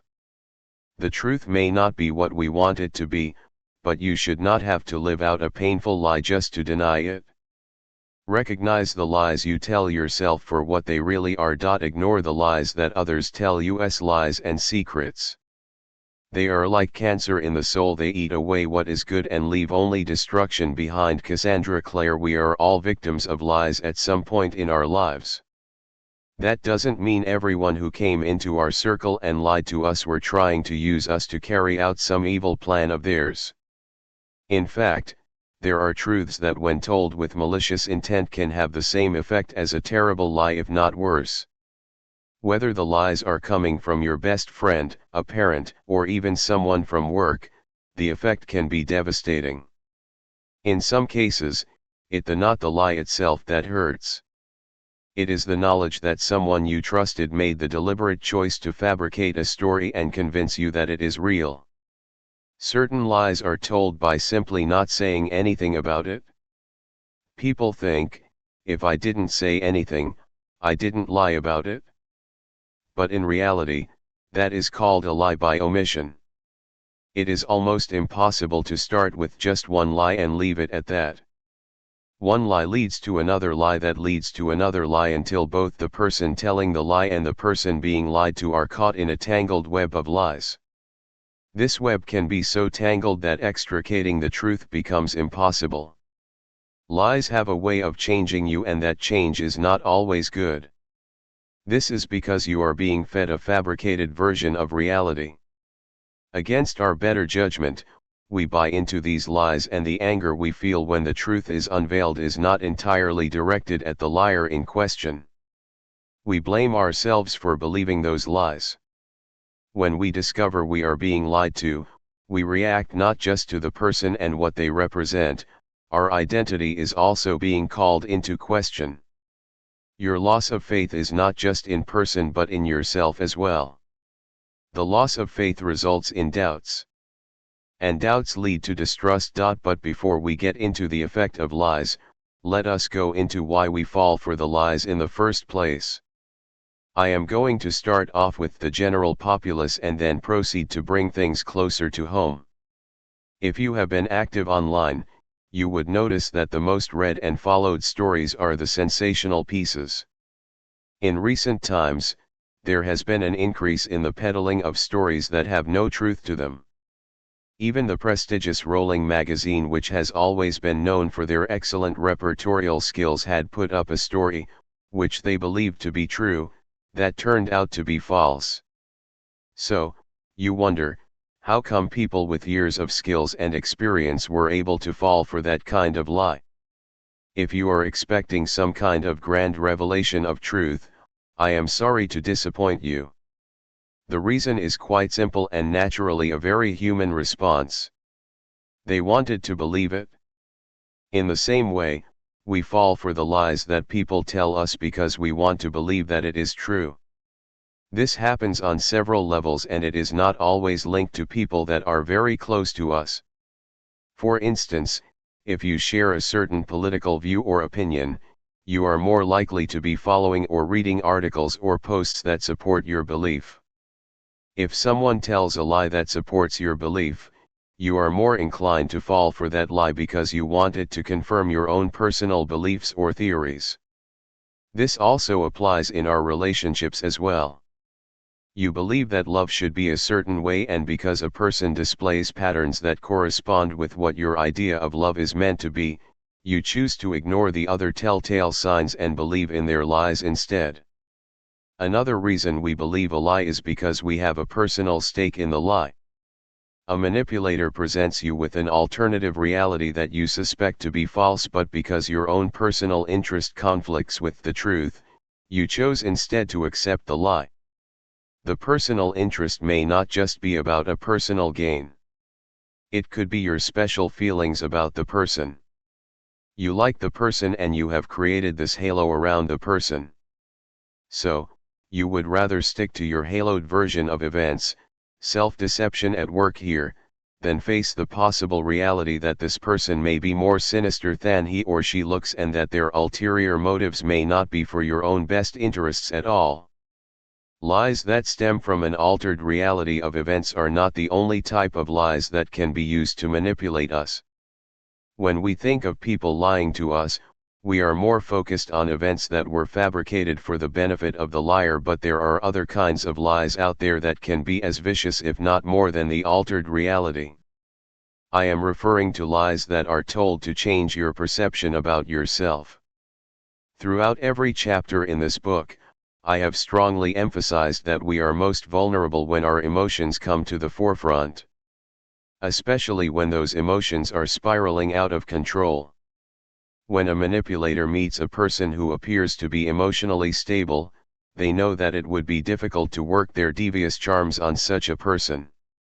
So, their first line of action is to wear down the emotional foundation of that person. They look for chinks in the person's proverbial armor and begin to exploit it. Let's say you are normally a confident person, but you have some insecurities about a master manipulator would key into that concern and twist it by amplifying your fears. It may not come off as a direct insult, but it would be strategically used to imply that the problem is worse than it actually is. Snide remarks about how big you look today to how you need to cut back on the carbs are subtle but effective hints at the problem they are hoping to amplify. When you start accepting these lies, you would find yourself pondering on problems that really aren't issues in the first place. And gradually, the proverbial mole becomes the mountain, and you are promptly buried under insecurities that have eaten away at your confidence until you are exactly what the manipulator wants you to be. A person with poor self-esteem and poor confidence that can be easily manipulated. If chirping away at your self-esteem does not get the desired results, they try the negative route. Telling you that you cannot do something and using your past experiences and emotions to support this lie until you believe it. Sometimes, the reverse is the case. You are lulled into a state where you feel secure even though the reality is different. This tactic is often used when the perpetrator wants to extract something like money or a favor from you. They used positive reinforcements rooted in lies to give you a false sense of security, and then they strike. It takes mental clarity and effort to see through the lies that people tell in whatever form they appear. Dwelling on the past, I have learned that if you must leave a place that you have lived in and loved and where all your yesteryears were buried deep, leave it any way except a slow way, leave it the fastest way you can. Never turn back and never believe that an hour you remember is a better hour because it is dead. Past years seem safe ones, vanquished ones, while the future lives in a cloud, formidable from a distance. Beryl Markham. In a track race, athletes are trained to stay focused and ground themselves in the present. There is no looking back figuratively and literally. Their senses are attuned to the moment. When the race begins, it is all about them, the track and the finish line.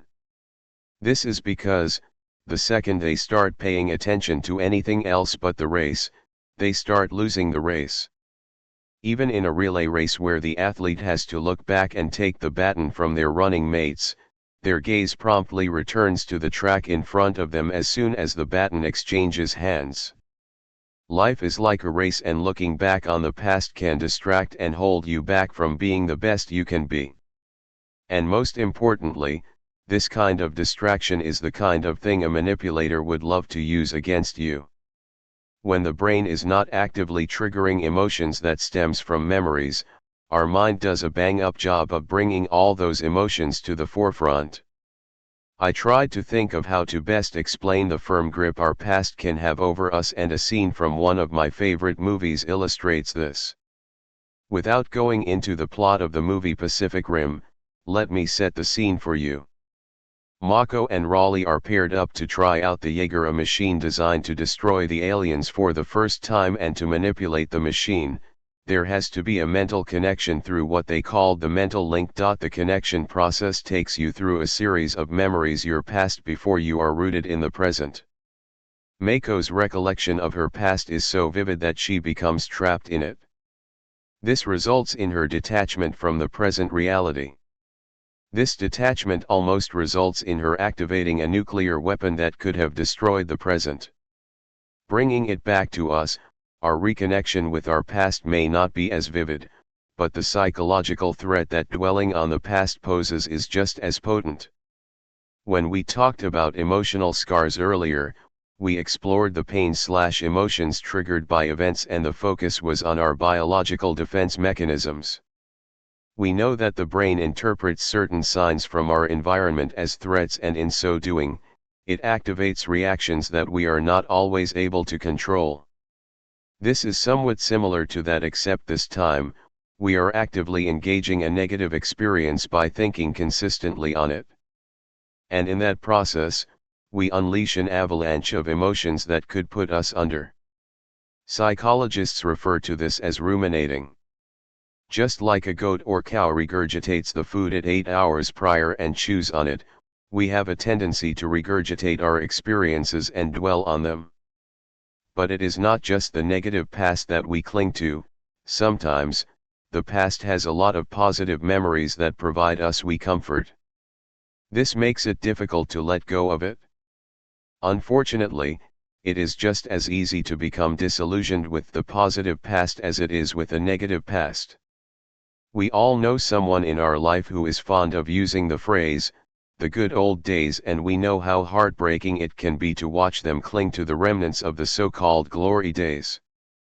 You may not use that phrase, but your fondness of the past can get you quickly stuck in that memory and set you on a path that destroys your chances in the present. Of course, you may want to argue that if bad memories dredge up bad emotions, then good memories bring up good emotions, and that cannot be bad. The truth is, as long as it is disconnecting you from the present reality, it is bad. And this is what dark psychology exploits. When you live your life in the past, you get yourself rooted in a situation that either slows you down or stops you from moving forward. Fear is one of the most powerful emotions that our memories can activate.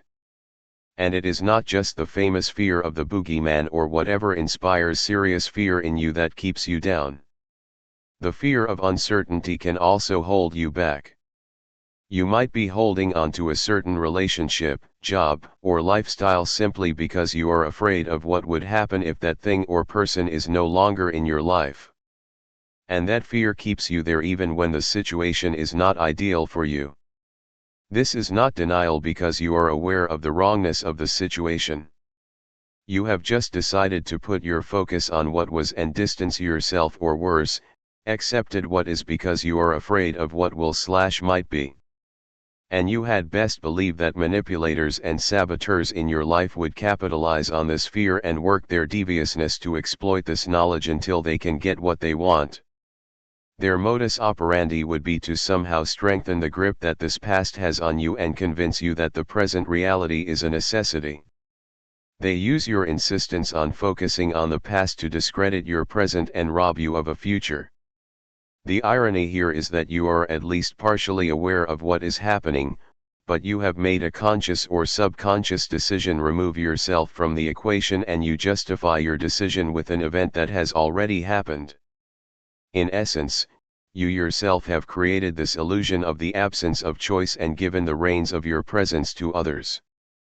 This is not to say that looking back is completely wrong. Rear-view mirrors were created specifically for this purpose. The point here is, if you really want to separate the truth from the lies, staying rooted in the present is one way to go about it. Psychologists say that people who dwell on the past are more likely to be depressed than others. Depression is one of those dark emotions that leaves you vulnerable. And if you do get into treatment for the depression, one of the steps to overcoming it is to retrace your steps in the past, coming to terms with the reality of the situation and then applying the lessons learned from the revisited past before letting go. If you have a problem letting go, you only need to remind yourself that you have absolutely no control over what has happened. No matter how much you revisit it and dwell on it, you cannot change what has happened. The same can be said of the future. There are many possibilities. Sure, the steps you take now could to an extent determine what happens tomorrow, but there are too many variables to accurately predict the future. What you own and have total control over is what you do right now. Detach yourself from the past and from the fears of the future and put your focus on the right now. Blind optimism. I am not interested in blind optimism, but I am very interested in optimism that is hard-won. That takes on darkness and then says, that is not enough. When we take on responsibilities in life, we do so with gusto and enthusiasm. And as with everything in life, we encounter challenges which could range anywhere from mild obstacles to raging storms that seem to be bent on destruction. Our destruction. In those times, your zeal and enthusiasm might wane. What keeps you from giving up and gets you through that rough patch is optimism. But there are different levels to this thing called optimism, and not all of them have the same positive impact in our lives. There is a kind of optimism that appears to disconnect you from the reality, and that type of optimism is known blind optimism. But before we get into that, let us look at that aspect of human nature that makes us want to believe in an alternate outcome even when we are facing a very dire situation. Just like the author of the quote above, we are interested in what makes us unflinching in the face of darkness. Like all facets of human emotional behavior, it appears that we are simply hardwired to be optimistic. And it is not just in the face of danger. This behavior is present in our simple everyday activities. You have a product that is maybe a few days past its expiry date, but you go ahead to eat it anyway in the hope that it would not cause any harm to you. Or you are approaching the traffic lights just as it changes colors, and rather than slow to a stop, you speed up in the hope that you would make it past the lights without getting caught. Or even taking the chance to ask a person out in the hopes that they would feel the same way about you, as opposed to throttling over your exposed feelings on the floor with a sledgehammer. It is part of your emotional reflex. Despite Murphy's Law, you are optimistic because you are human. However, some people take this optimistic approach in their dealings a tad too far. Instead of just pushing the boundaries as I illustrated with the examples above, they put absolute faith in the possibility that the good outcome they are hoping for would outweigh the likelihood of things going wrong. This kind of thinking inspires a reckless behavior that could have a painful ending if the emotion is not checkmated. Being optimistic has a lot of health and mental benefits. If you have ever read the book, The Power of Positive Thinking by Norman Vincent, you are no doubt furnished with information on just how well positive thinking can serve you. Medical studies show that people who are optimistic are more than likely to recover from life-threatening sicknesses than people who are the opposite. Overall, optimism can blind you. Blind optimism is a form of self-deception. In this case, you are not just thinking that you have a good chance of getting the desired positive outcome. You have deluded yourself into thinking that things would play out the way you hope they would, and because they are banking on the positives of the situation, they do not take any steps to protect themselves in the event that things go awry because they are not even entertaining any negative notion.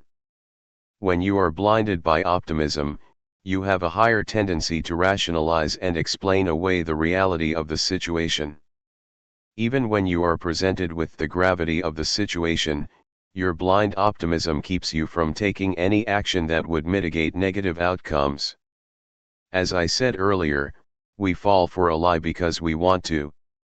Blind optimism is a kind of lie that also works in distancing us from the reality of things. You find yourself confronting a lie directly in the face, but perhaps because accepting the reality that this person or situation is not what they seem or appear to be might be too hurtful, we turn on the optimism switch a notch higher. Our need to want to believe that people are not as terrible as they may be makes us give in to demands that have a negative impact on us. So, we replace that negative gut instinct with a bright reaction straight out of the pages of the Book of Blind Optimism. And oftentimes, we do this because we want to feel good about the situation or about the person. Blind optimism affects your ability to accurately assess the pitfalls and problem areas in any given situation. It puts you in a mental state where you are almost walking on clouds and gives you a false sense of security. You feel invincible to the risks and fail to take precautions. The plus side of blind optimism is that you are more likely to take on risks than most. In business, people who are blindly optimistic are usually in the early adopters category. When a new product hits the market, while others are busy calculating the risks and trying to assess their odds, these guys dive in feet first. A lot of new business count on people like this. In day-to-day living, blind optimism creates a dangerous detachment from reality. It is like a person who wakes up in the morning and decides that he wants to skydive. Giving no thought to altitudes, weather conditions, or landscape, he just buckles on his parachute and dives. The chances of them hitting a rock before they are able to deploy their parachute is just as high as making it to the ground in one piece. But they chose to prepare for only the reality that they are willing to accept. You cannot deal with people in the same manner and not expect some sort of negative backlash. There is ignorance and then there is the willingness to see the danger ahead and chose to do nothing about it. It doesn't matter if this person is your best friend, your mother, or your partner. If you spot the signs that could imply something else is at work, wishing and hoping that you are wrong is not going to protect you if you are right. Sure, it might temporarily keep that relationship in a good place, but in the long run, even that too would disintegrate. Taking off the blindfold would require you being truthful with yourself. There is a common saying that the truth is bitter. I wish I could say that this wasn't the case. When it comes to your relationships with people, bitter is an understatement in the description of the truth. Confronting the reality of the situation can birth a pain that you never imagined, and for a while, it is going to hurt. In a situation where your emotions are being taken advantage of, you cannot afford to bury your head in the sand because you don't want to face the reality of your experience. Even a gradual revelation is not helpful. What you need to do is rip off the band-aid and face the emotions squarely. The truth hurts, but it would also set you free. You just need to remind yourself that it is all that this pain is all part of the process, and the hurting brings you one step closer to healing. The vicious cycle: once you believe that things are permanent, you are trapped in a world without doors. Genesis p. Origin. The four walls that imprison us in a web of deceit are the lies we tell ourselves, the lies that others tell us, dwelling on the past, and blind optimism.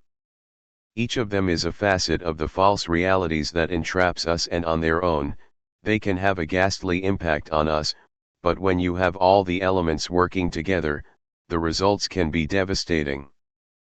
People who have escaped or lived through a life where they were manipulated incessantly can identify at least 3 of these elements at work when the manipulations were at its peak.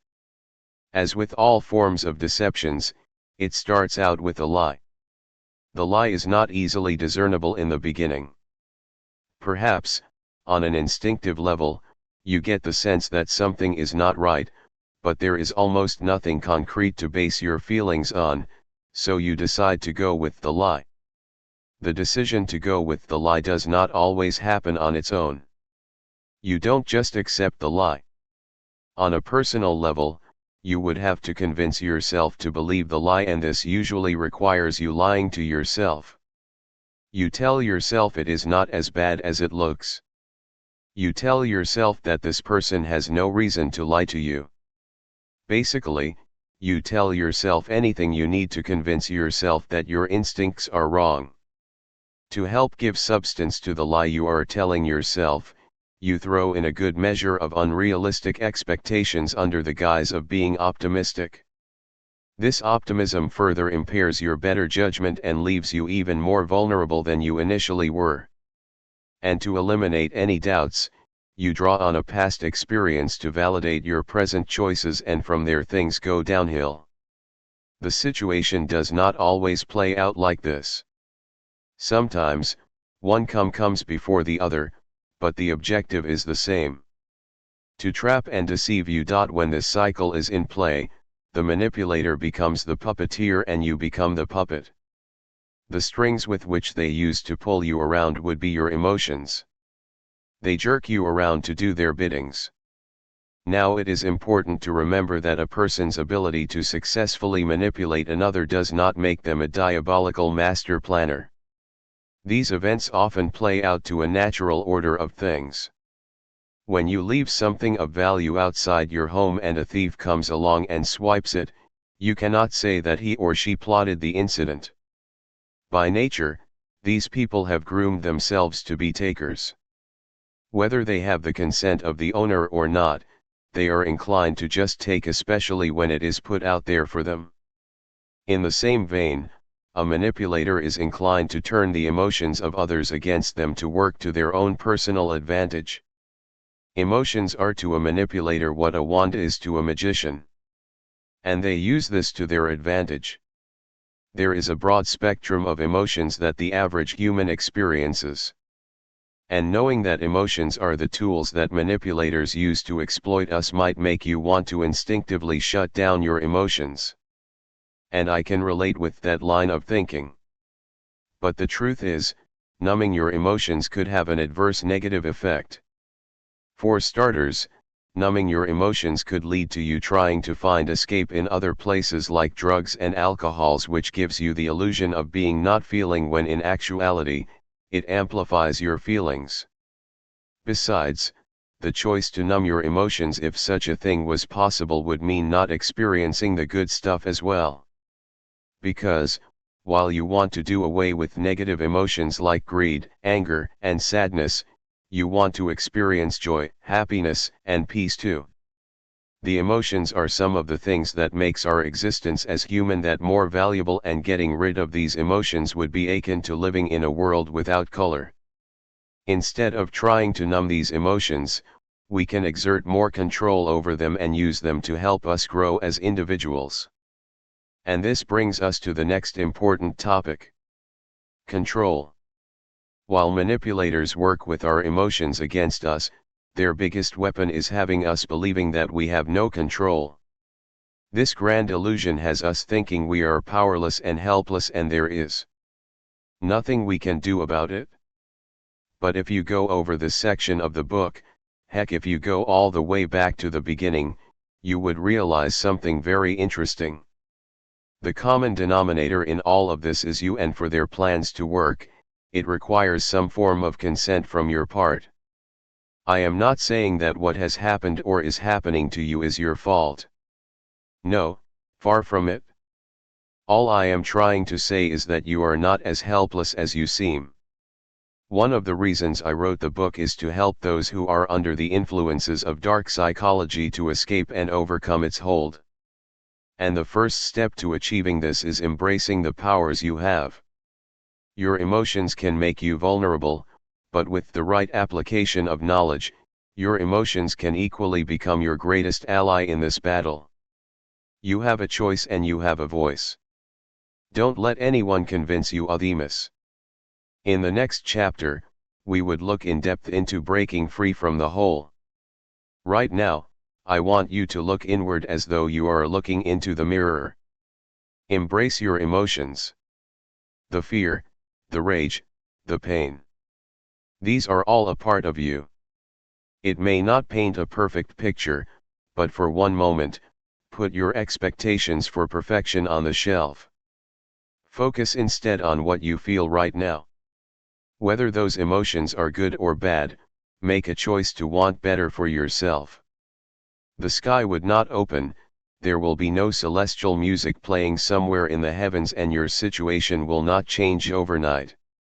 On the contrary, things might have to get worse before they get any better. But when you make this choice, you are mentally preparing yourself for what is to come. And if you need a more tangible reason to push for this sudden upheaval from what you have come to accept as your comfort zone, remind yourself that you are enough reason for this to happen. You deserve better, your opinions matter, and there is no other person who is more powerful and more instrumental in influencing this change that you desire than you. Right up to this moment, you have looked out for others. You tailored your needs to suit the expectations of others. You put aside your sense of self in order to accommodate the needs of others, and for long, you have stayed on the back shelf and depreciated in value. But no more. Now is the time to look out for your own interest, and there is no shame in that. That negative voice or the manipulator in your life would want to tell that you are being selfish. Counteract this obvious lie with the truth. The truth being that your ability to care and look out for others begin with the choice to look after yourself first. Therefore, you being selfish at the moment is the best step you can take to becoming selfless. Part 5, How to break free. Accept that you have a problem. Oftentimes, it's not about becoming a new person, but becoming the person you were meant to be, and already are but don't know how to be. Heath L. Buckmaster. A lot of times, we dwell more on the opinion of others, of how the world sees us or how we want the world to see us. The lifestyle trend of this current age has its own slogan, fake it until you make it. This kind of approach to living causes us to have a fast and loose relationship with reality. We are so caught up in faking it that we are unable to pull off the mask even when we are alone with ourselves. This form of self-deception can ingrain itself so deeply in our lives that we might wake up one day and find ourselves in a situation that greatly contradicts the fake reality we have worked so hard to preserve, and sometimes shocks us to our very core. If we are to be entirely honest, we are not always caught off guard by the lies that are told to us. On some level, we know. What makes us off guard is how much we are hurt by it. And it is this hurt that makes us shy away from the problem in the first place. To break free, the first step is confronting the situation and breaking off any illusions. You cannot go any further if you do not shatter the illusions that surround you. Arm yourself with the knowledge that you have a choice. Then make the conscious choice to see things for what it is. That deal that seems too good to be true might actually be just that. Too good to be true. Next, trust your gut instincts. There are times that a lie has been so masterfully fabricated that it appears to be true. But on some instinctive level, you can sense an imbalance between what should be, what is, and then what is being projected to you. There may not be any physical signs to show that hey, something is wrong, but you have a sense that something is amiss. In times like that, it is easy to just dismiss those feelings and go with what you are being told. You may not want to appear rude or be perceived in a certain light, so you give in and ignore that inner voice. Learning to trust your instinct requires practice over time. You start by training yourself on small and simple things. Perhaps you are about to leave the house and you get the urge to go back in and check on something. Or maybe, you just thought of someone and felt the need to call them. These are tiny instances and may not lead to large payoffs, but it builds your confidence in your instincts so that when situations of true consequence arise, you are better able to discern what your instincts are telling and act on them. If you are already in a situation and don't have the time to train your ability to trust your instincts, you should not lose hope. Your instincts are there to protect your best interests. And as long as you are alive, you have instincts that want to help you stay alive. In this situation, you just want to get out of it. So, what are your instincts telling you? That question would lead you to this next step. Ask the right questions. Start with yourself. Try to find out why you feel the way you do.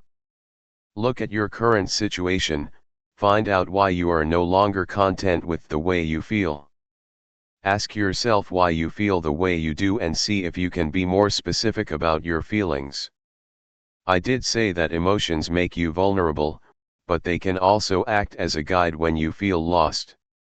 When you are not able to satisfactorily provide the answers you seek, look outside yourself. Looking outside yourself does not necessarily mean you should confront the predator, although it may eventually get to this. I don't recommend going the direct route immediately, as you will give the perpetrator an opportunity to present a defense that may further cloud your judgment and not get you the results you desire. It can also clue the person that you might be onto them. This might activate their own fight or flight response. Instead, look to people within your cycle of trust. Given that you're currently trying to navigate through a situation that involves a breach of trust, it may be difficult to suddenly decide on who to trust. If you are really concerned about that, then go to someone who has little or no personal stake in the equation. Someone who is not directly related to you or the person's involved might be best. These people are more likely to be honest with you. When you ask the questions, the next important thing is to listen to the answers. This may sound somewhat incredulous because you are going to be listening to the answers. The reality is that our self-deception can cause us to be selective about the responses we get. We tell ourselves we are listening, but we are only really paying attention to the answers we want to hear instead of the answers we are actually getting. You may have shattered the illusions around you, but there is still a part of you that clings to the comfort that those illusions bring. The pain of confronting the reality of the situation would deter you from hearing the real answers to the questions you have asked. Actual listening requires some sense of detachment, but not from reality this time around. You need to detach yourself from your emotions. Your detachment from our emotions would lead you to the next step, which is processing the new information logically. Acting irrationally can complicate situations more than they already are. Letting all the emotions simmer and spring up to the surface makes your exit strategy that much difficult. The irrational part of you, when confronted with the truth, may want you to just let everything go to hell. Your anger, which is righteously justified, can spur you into taking steps that help pacify your emotions in the short term. But in the long term, you may come to regret those actions. I am not saying you should deny your emotions, I am saying don't act based on those emotions. Deal with the situations first and then your emotions later. Act quickly. It's the action, not the fruit of the action, that is important. You have to do the right thing. It may not be in your power, may not be in your time that there will be any fruit. But that doesn't mean you stop doing the right thing. You may never know what results come from your action. But if you do nothing, there will be no result. Mahatma Gandhi, you have confronted the reality of your situation, and that is usually the hardest part. However, it doesn't end there. You cannot hope that the situation would just go away on its own. Remember, you have a choice in this. Even your inaction is a deliberate choice you have made, and like the great Mahatma Gandhi said, if you do nothing, there will be no results. Breaking free from a web of deceit might be exhilarating at first until you have to deal with the outpouring of emotions in the aftermath. The intensity of the emotions experienced may cause us to want to go into denial. And this is a normal process. In the 5 stages of grief, the first stage is denial. The more you delay in taking action, the deeper and faster your denial sets in. And when denial sets in, there is a very high probability that you would go back to the vicious cycle that characterized this stage of your life. Avoid this by taking prompt action now. It doesn't have to be anything grand. Something as simple as informing your close friend of the reality of the situation can set in motion a series of events that will eventually set you free. After making the choice to act, you should know that the fabric of illusion is made of tougher material than glass. While I use the term shatter your illusion, what actually happens is a gradual separation of facts from fiction. With your emotions in high gear, the illusion might be working its way back into your heart by using fragments of your emotions to mend it. When a liar is caught in a lie, he or she may seek to recruit others to enforce that lie when they feel they no longer have a hold over you. A deceptive partner whom you have recently broken off things with would at this point seek to use the other mutual relationships in your life to influence you into changing your mind. The person they use may not be in league with them. They are probably just manipulated into doing the things they do. Liars have no problems using friends, family, and even a religious leader to get what they want. You have to stand up for the choice you have made and make up your mind to see it through. When the ploy to manipulate you through other people fails, the next thing they do is resort to their old method, which is leeching onto your own emotions. In divorce situations, spouses use their partner's emotional concerns for their child to drag them down. Threats like "if you leave, you are never going to see the kids again" are used. In business dealings, there is usually an implied threat to cut the other person off without any form of payment. This is a last-ditch effort by the manipulator to attempt to control their victim. They know that their chars are no longer effective, and feeling threatened by their loss of control, they use power plays like this to attempt to gain the upper hand. Power plays usually involves forms of blackmail ranging from petty stuff to deep secrets that were entrusted to them when the relationship was good. The blackmailer may want to get financial payouts, more leverage in the negotiation deal, and for the more sinister individuals, they just want control. At this point, their actions may have you in a corner, making you want to lash out and react. I strongly advise against this. You will need both your logic and your instincts if you want to get out of this unscathed. Although, the truth of the situation is that when you discover you have been consistently lied to, you become emotionally scarred, so the question of leaving the situation unscathed becomes moot. However, priority should be given to taking the route that allows you to leave that toxic situation without further harming yourself. Emotionally, you are all over the place. Rage, anger, hurt, and disappointment are just a tip of the iceberg. But you need to think logically. Keep your head above water and be alert. They say that an animal is more dangerous when it feels cornered.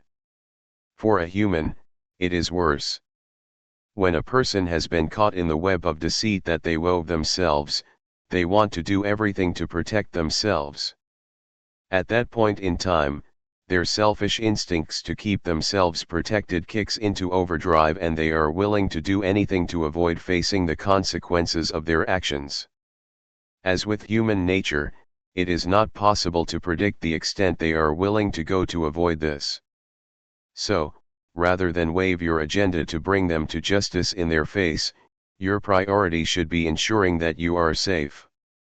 If it is possible, I would recommend a physical separation, even if it is temporary, from the person who you feel is manipulating you.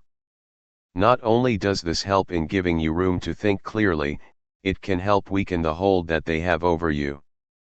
Because being in the same proximity, especially if they are on their own territory, can make you more vulnerable to more manipulations.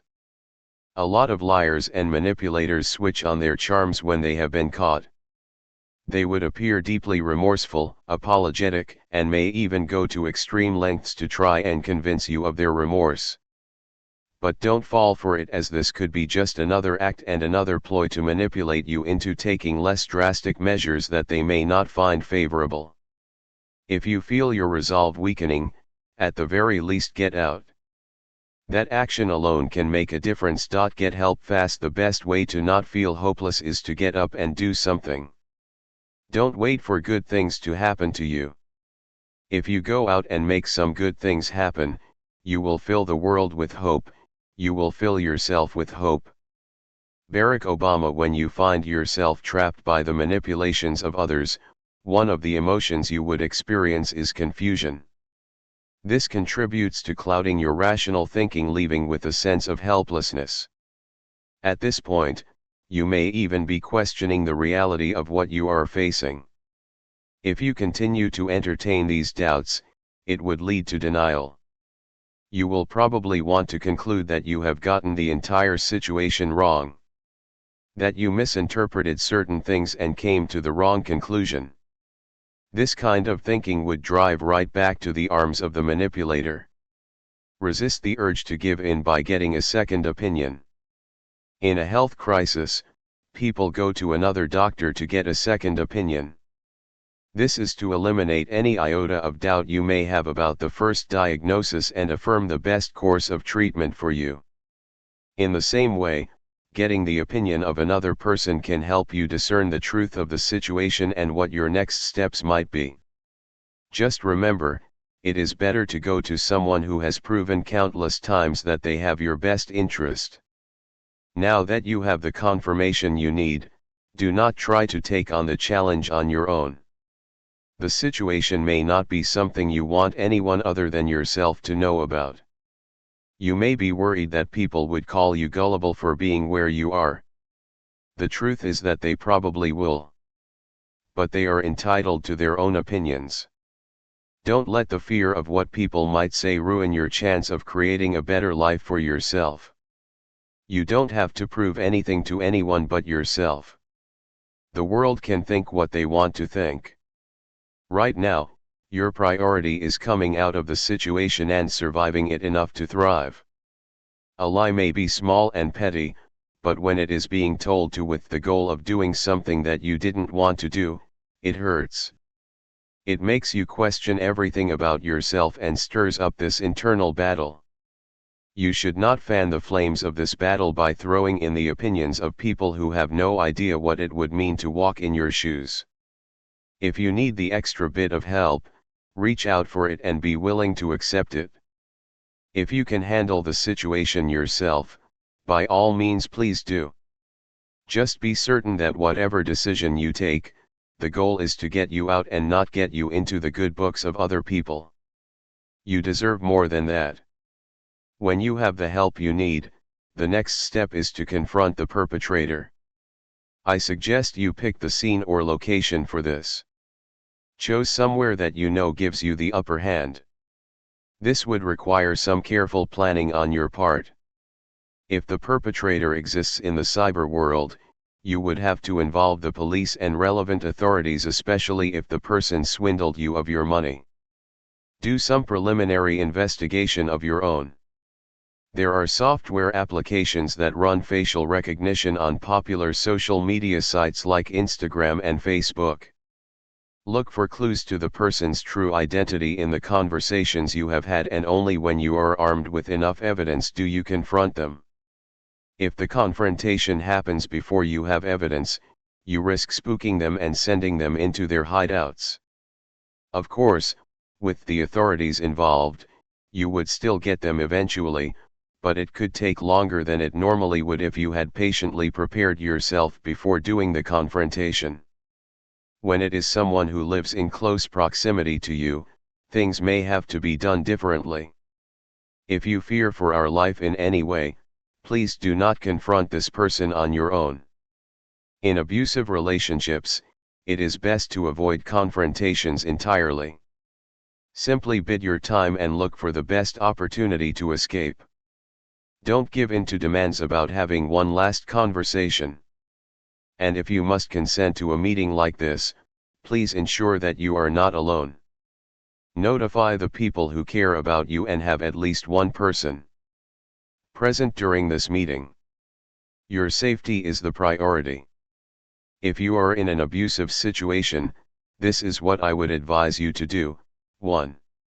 Reach out to a local organization that caters to victims of abuse in your area. This is probably the best and most important step would take, as they have professionals who are there to guide you and counsel you on your next course of action. 2. Get out while you can. Don't wait for that big pay, the right moment, or some significant event.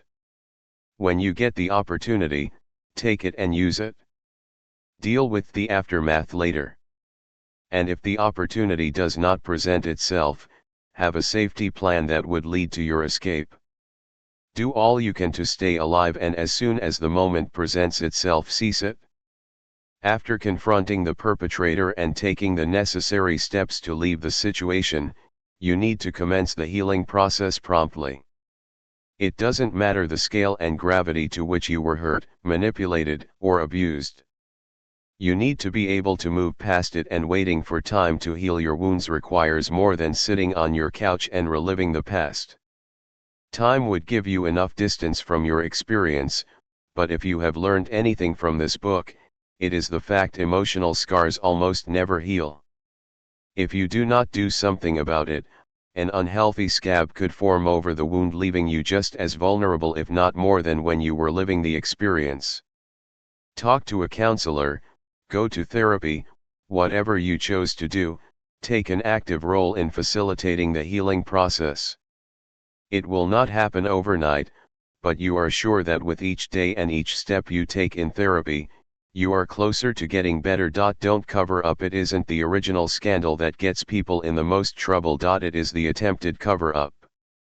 Tom Petrie, to go through something as trying and traumatic as living with the lies of someone you trust can have a deep psychological effect. When I started this book, my goal was to help people sieve through the lies in their everyday environment and live above the manipulations of others. The entire focus of this book has been 80% on helping look inward, and the rest was dedicated to helping you understand what dark psychology really is all about. But there is one aspect that we did not go into, and this is something you are going to have to experience on your own. That aspect is the people who perpetrate these acts. I provided basic information to help you decode elements and traits of dark psychology, but that is as far as I can go. This is because the people who are most likely to use you and manipulate you are people you have come to love and trust. The duration of the relationship you may have had with them does not guarantee that they are incapable of hurting you. Sometimes, the time spent with you helps cement your trust in them, making you more vulnerable and more susceptible to their charms.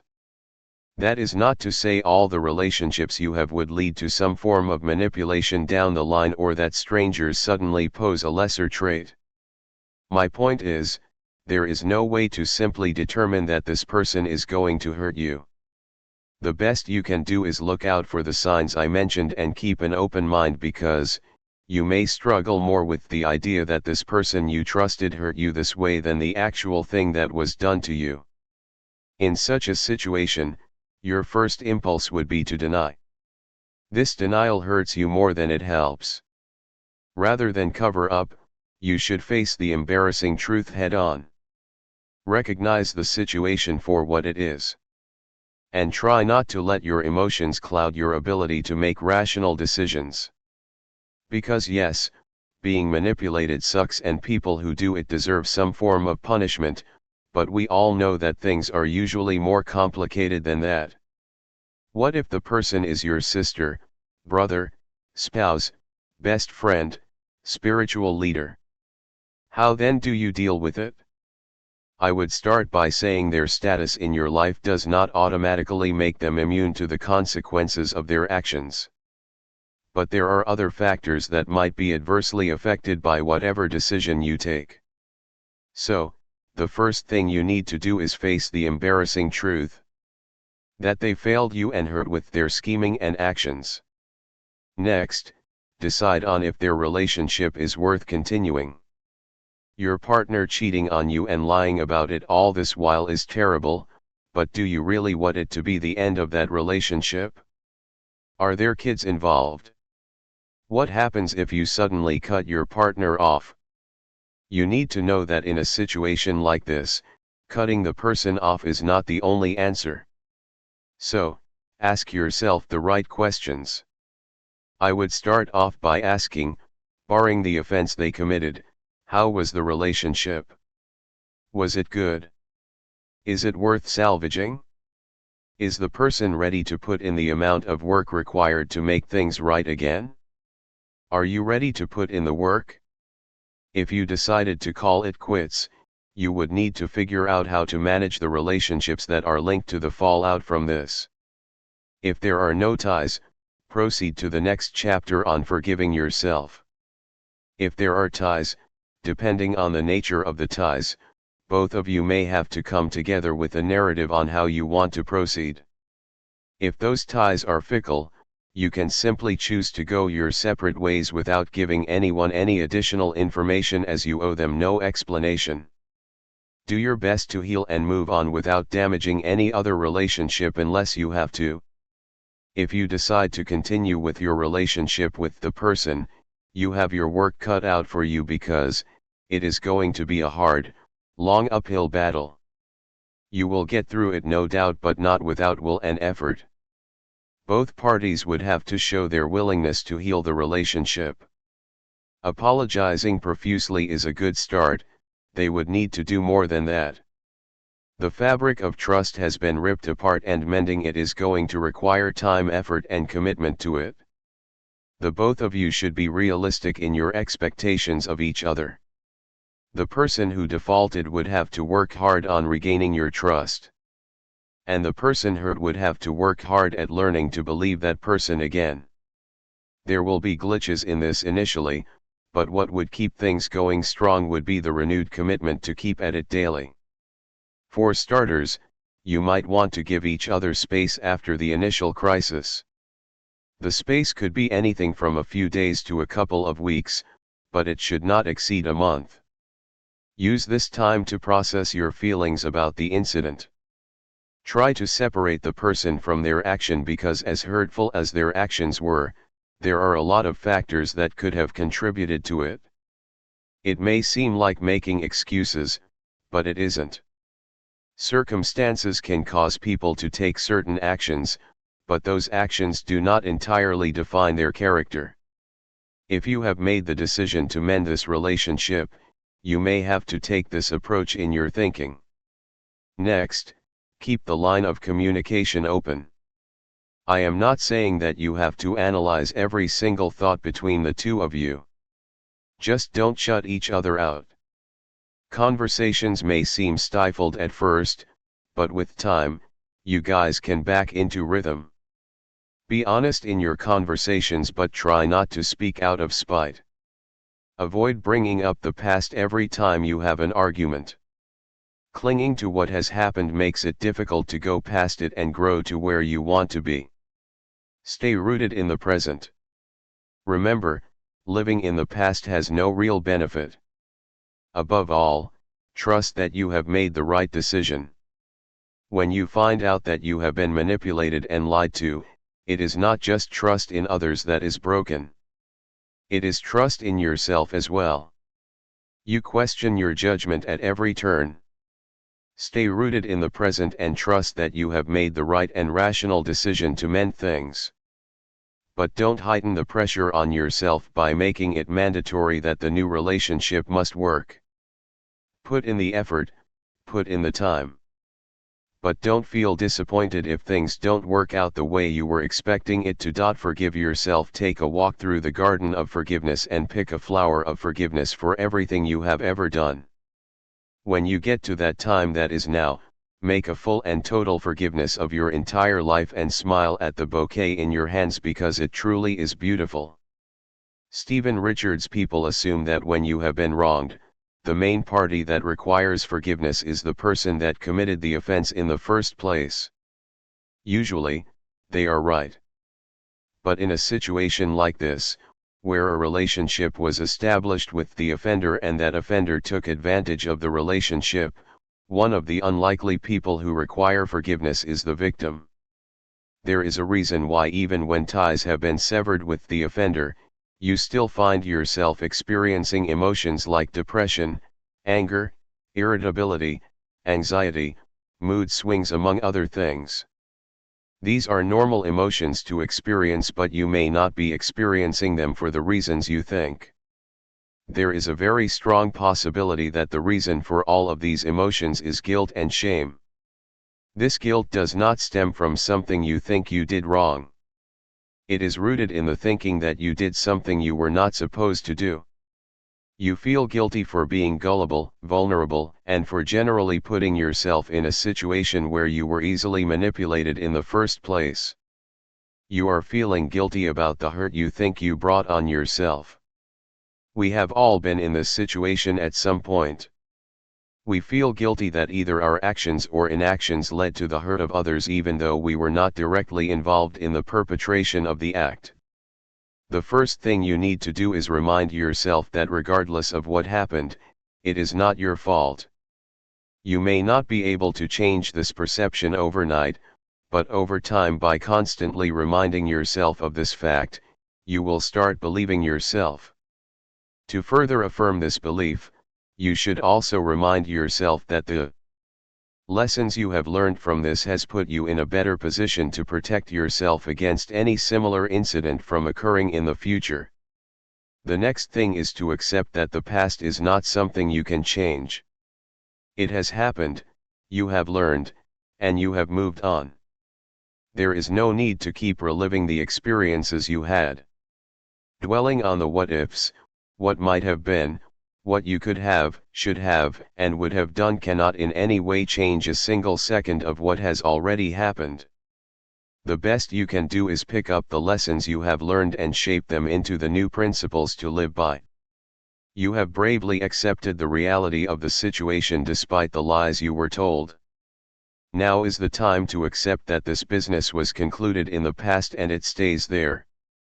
You may be dealing with the aftermath of the crisis, but that doesn't mean that it is still happening. Take each day as it comes and finds more reasons to look forward instead of looking backward.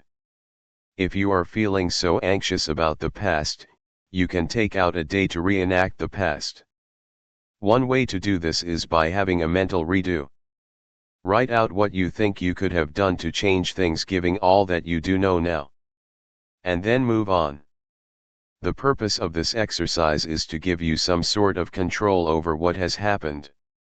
Take back your power and move on to the next thing. Now that you have rewritten the past, it is time for you to turn over the next page and begin the next chapter of your life. Start by tackling your regrets. These have a way of compounding our feelings. Accept that you did the best you could do under the circumstances and give yourself room to grow. Remember, yours was not a crime. You just had the misfortune of trusting the wrong person. Assign the blame to the right person. Using affirmatives like "I'll always fall for the wrong person" or "I am so gullible" is very self-limiting. Dig deeper into yourself to find out exactly where those thoughts are coming from. It is only when you have identified the underlying emotion that you can move past these negative affirmations. And the longer you accede to these negative phrases, the more acute your anxiety levels are going to get. This is because you might become somewhat paranoid about your relationships with people, seeing enemies only were friends and reading the wrong meaning in every action. Finally, there is the issue of love. We may be harsh in our dealings with others, but the person we are most harsh with is ourselves. We find it easier to forgive the perpetrator than to forgive ourselves, and the cost of this behavior is self-destructive patterns that are evident in our other relationships. We sabotage those relationships before they even begin. Using the guise of preventing another manipulative relationship, we destroy new relationships. The real reason for this behavior is the loss of the feeling of self-love. Deep down inside, you don't feel you deserve love, but because you would rather hear that from yourself, you burn bridges. There are pills to help you cope with the anxiety and depression, but there are no pills to help get to that place where you fall completely in love with yourself. That would require some work, and at the end of the day it is worth it. There are no hard or fast rules on how to begin this journey to self-discovery. However, I believe that waking yourself up daily with positive affirmations like, "I love myself and I deserve to be loved," is a start.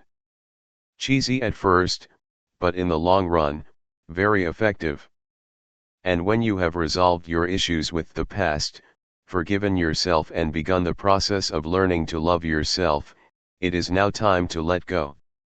All that pain, all that negativity, all that anger. Own it for a moment and then let go. All the steps listed in this chapter are great, but the healing process is only completed when you let go. Trust your instincts, trust your hunches. They are usually based on facts filed away just below the conscious. Dr. Joyce Brothers. In one of the earlier chapters, we touched on this briefly. I decided to dedicate a whole chapter to this because when you are dealing with the forces of dark psychology, your primary defense against it is your instinct.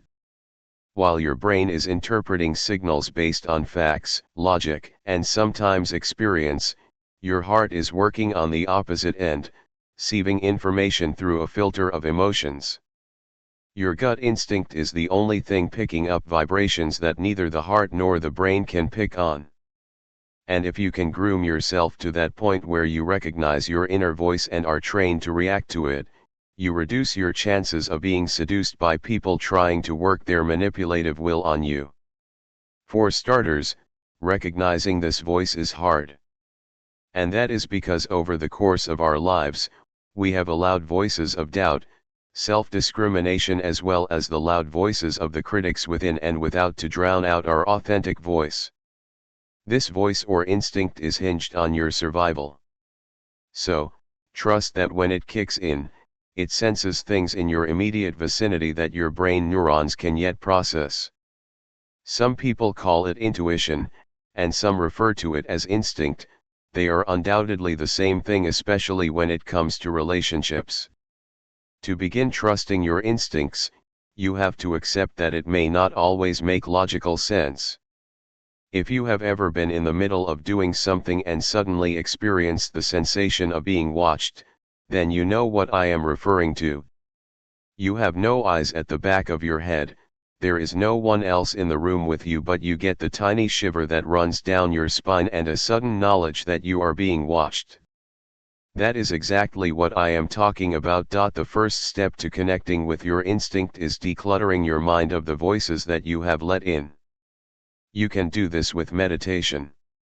Forget the he said, she said chatter. Focus on your center. That voice that you know is you. Next, pay attention to your thoughts. Don't just dismiss those eclectic monologues you have in your head. Instead, go with the flow of the thoughts. Why do you think a certain way about a certain person? How come you feel so deeply about this person even though you have only known each other for a couple of days? What is this nagging feeling you have about this other person?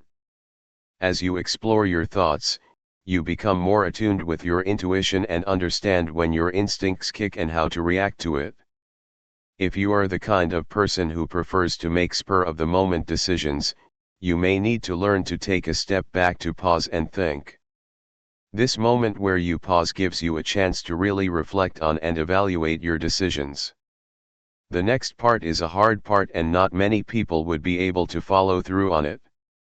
Unfortunately, this is not a step you can skip or navigate around. This part involves trust. To be able to trust your instinct, you have to be open to the idea of trusting yourself and trusting others. Your inability to trust others would just make you paranoid, and when you are paranoid, it is not your instincts that kick. It is your fear. Fear has the tendency of turning every molehill into a mountain. You have to let go of your fear, embrace trust, and let that lead in your new relationships. Without the roadblocks put up by fear in your mind, you are better able to hear the voice within. Finally, you need to reevaluate your priorities. If money and material possessions are at the forefront of your mind, you may not be able to see past them. Every interaction you have with people would be interpreted as people trying to take advantage of you, and if you dwell on this often enough, it soon becomes your reality. You know how you attract what you think of into your life. If you are constantly thinking on material wealth, you will only attract people who think the same way as you. Using this as a guide, view all of your relationships, the old, the new, and the perspective with this new hindsight. Don't go into a relationship expecting to be played. Whether it is a business relationship, a romantic relationship, or even the regular acquaintance, be open when you approach them. That way, you can get the right feedback from your intuition about them. Also, don't step into this thinking that your gut is going to tell you to run in the opposite direction when you meet people who are suspect. It would be a small, simple nudge.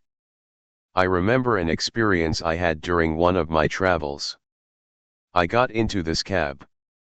There was nothing physically that I can point out to say this triggered me. I just know that I had this sudden revulsion for the driver. I was overwhelmed by the smell of sweaty armpits. I am not very big on body odors, but I have been caught in situations where I just had to grin and bear it. Elevator rides anyone. But in this case, I just wanted to get out of his cab. As soon as we pulled into a prominent well-lit spot, I asked to come down even though it wasn't my stop. Just as I came down, a squad car pulls up next to him. Apparently, they had been notified of its involvement in the robbery and kidnap case. I don't know if he had the same plans for me. All I knew was that the moment I entered, I could not get out fast enough. My instinct did not tell me to run or that, hey, your driver is a kidnap. It just made me feel like there was something wrong about being in the car. It is that simple. In the same way, your instincts would speak to you using a language you understand. Whether it is chills down your spine, goosebumps, or just a sudden need to puke, you will recognize that feeling when you experience it, and with practice, you will learn to trust it. Employ the best practices in all your dealings: good, better, best. Never let it rest until your good is better and your better best. Saint Jerome the Christians have a saying, you reap what you sow. It is more than just a biblical phrase. It encapsulates the natural order of things. Of course, we know that bad things sometimes happen to very good people and vice versa. But, never believe for one moment that people do not get their comeuppance. Because they do. When you have been treated badly in life, you naturally want to shut yourself in and close yourself off to people. And if you have to deal with people, you want to always position yourself where you would have the upper hand. The problem with this kind of thinking is that because of your experiences, you become a victim who has made the decision, at least on a subconscious level, to make other people victims.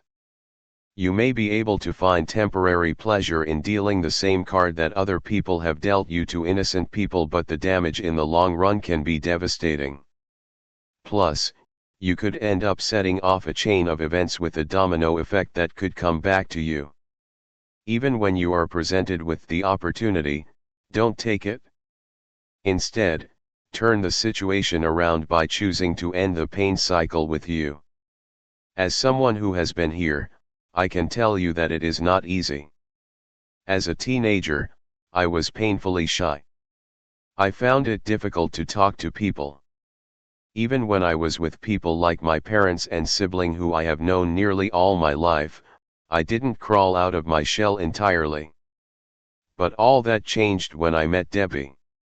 She was my high school dream and I remember being painfully in love with her. It took a lot of mental energy to finally work up the courage to ask her out.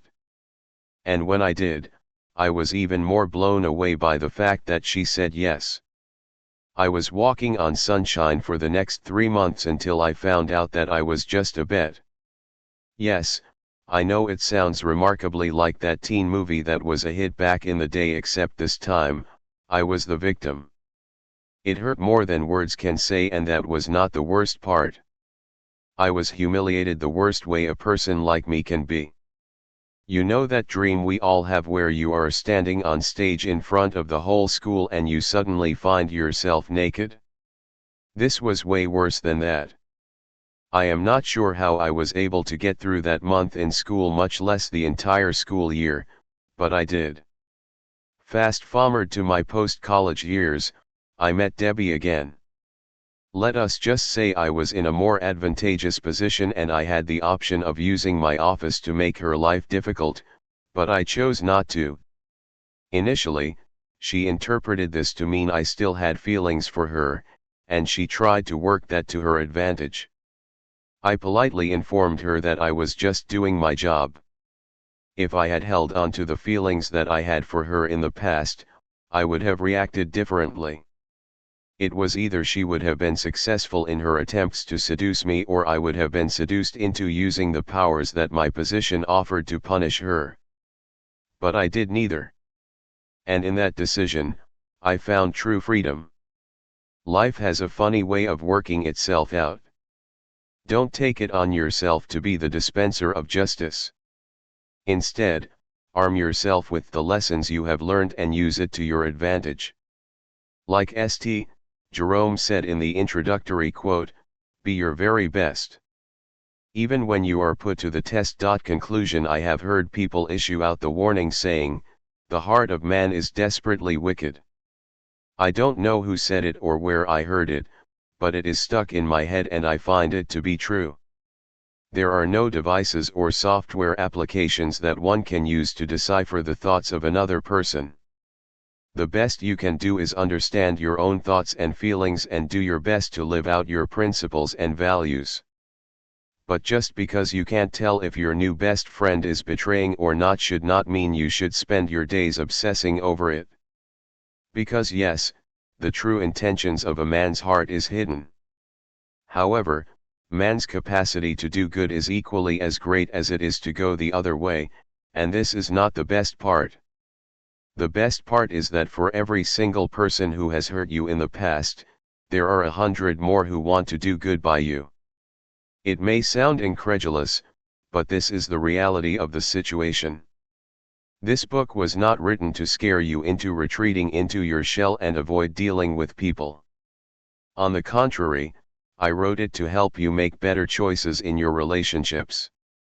By understanding the tricks and tools that certain employ in their dealings with others, you are better equipped to protect yourself from such vices. And if you have been hurt by people, this book is meant to help you with the healing process. Nothing in life is ever concluded. We may have come to the end of the book, but it doesn't mean that your process has ended. If you take the lessons that I have shared with you to heart, you can successfully open yourself to the wonderful prospects life has in store for you. The journey to getting a deeper understanding of self and discovering yourself on its own is a very rewarding experience. So, close this book, but keep your heart and mind open. Some of the cliches in life have a tremendous impact on our lives. Love hard, smile more, and most importantly, let go. Life is too precious and too wonderful to live it any other way. And always wake yourself up with the reminder that you deserve the best that life has to offer. Thank you for taking me on this journey with you.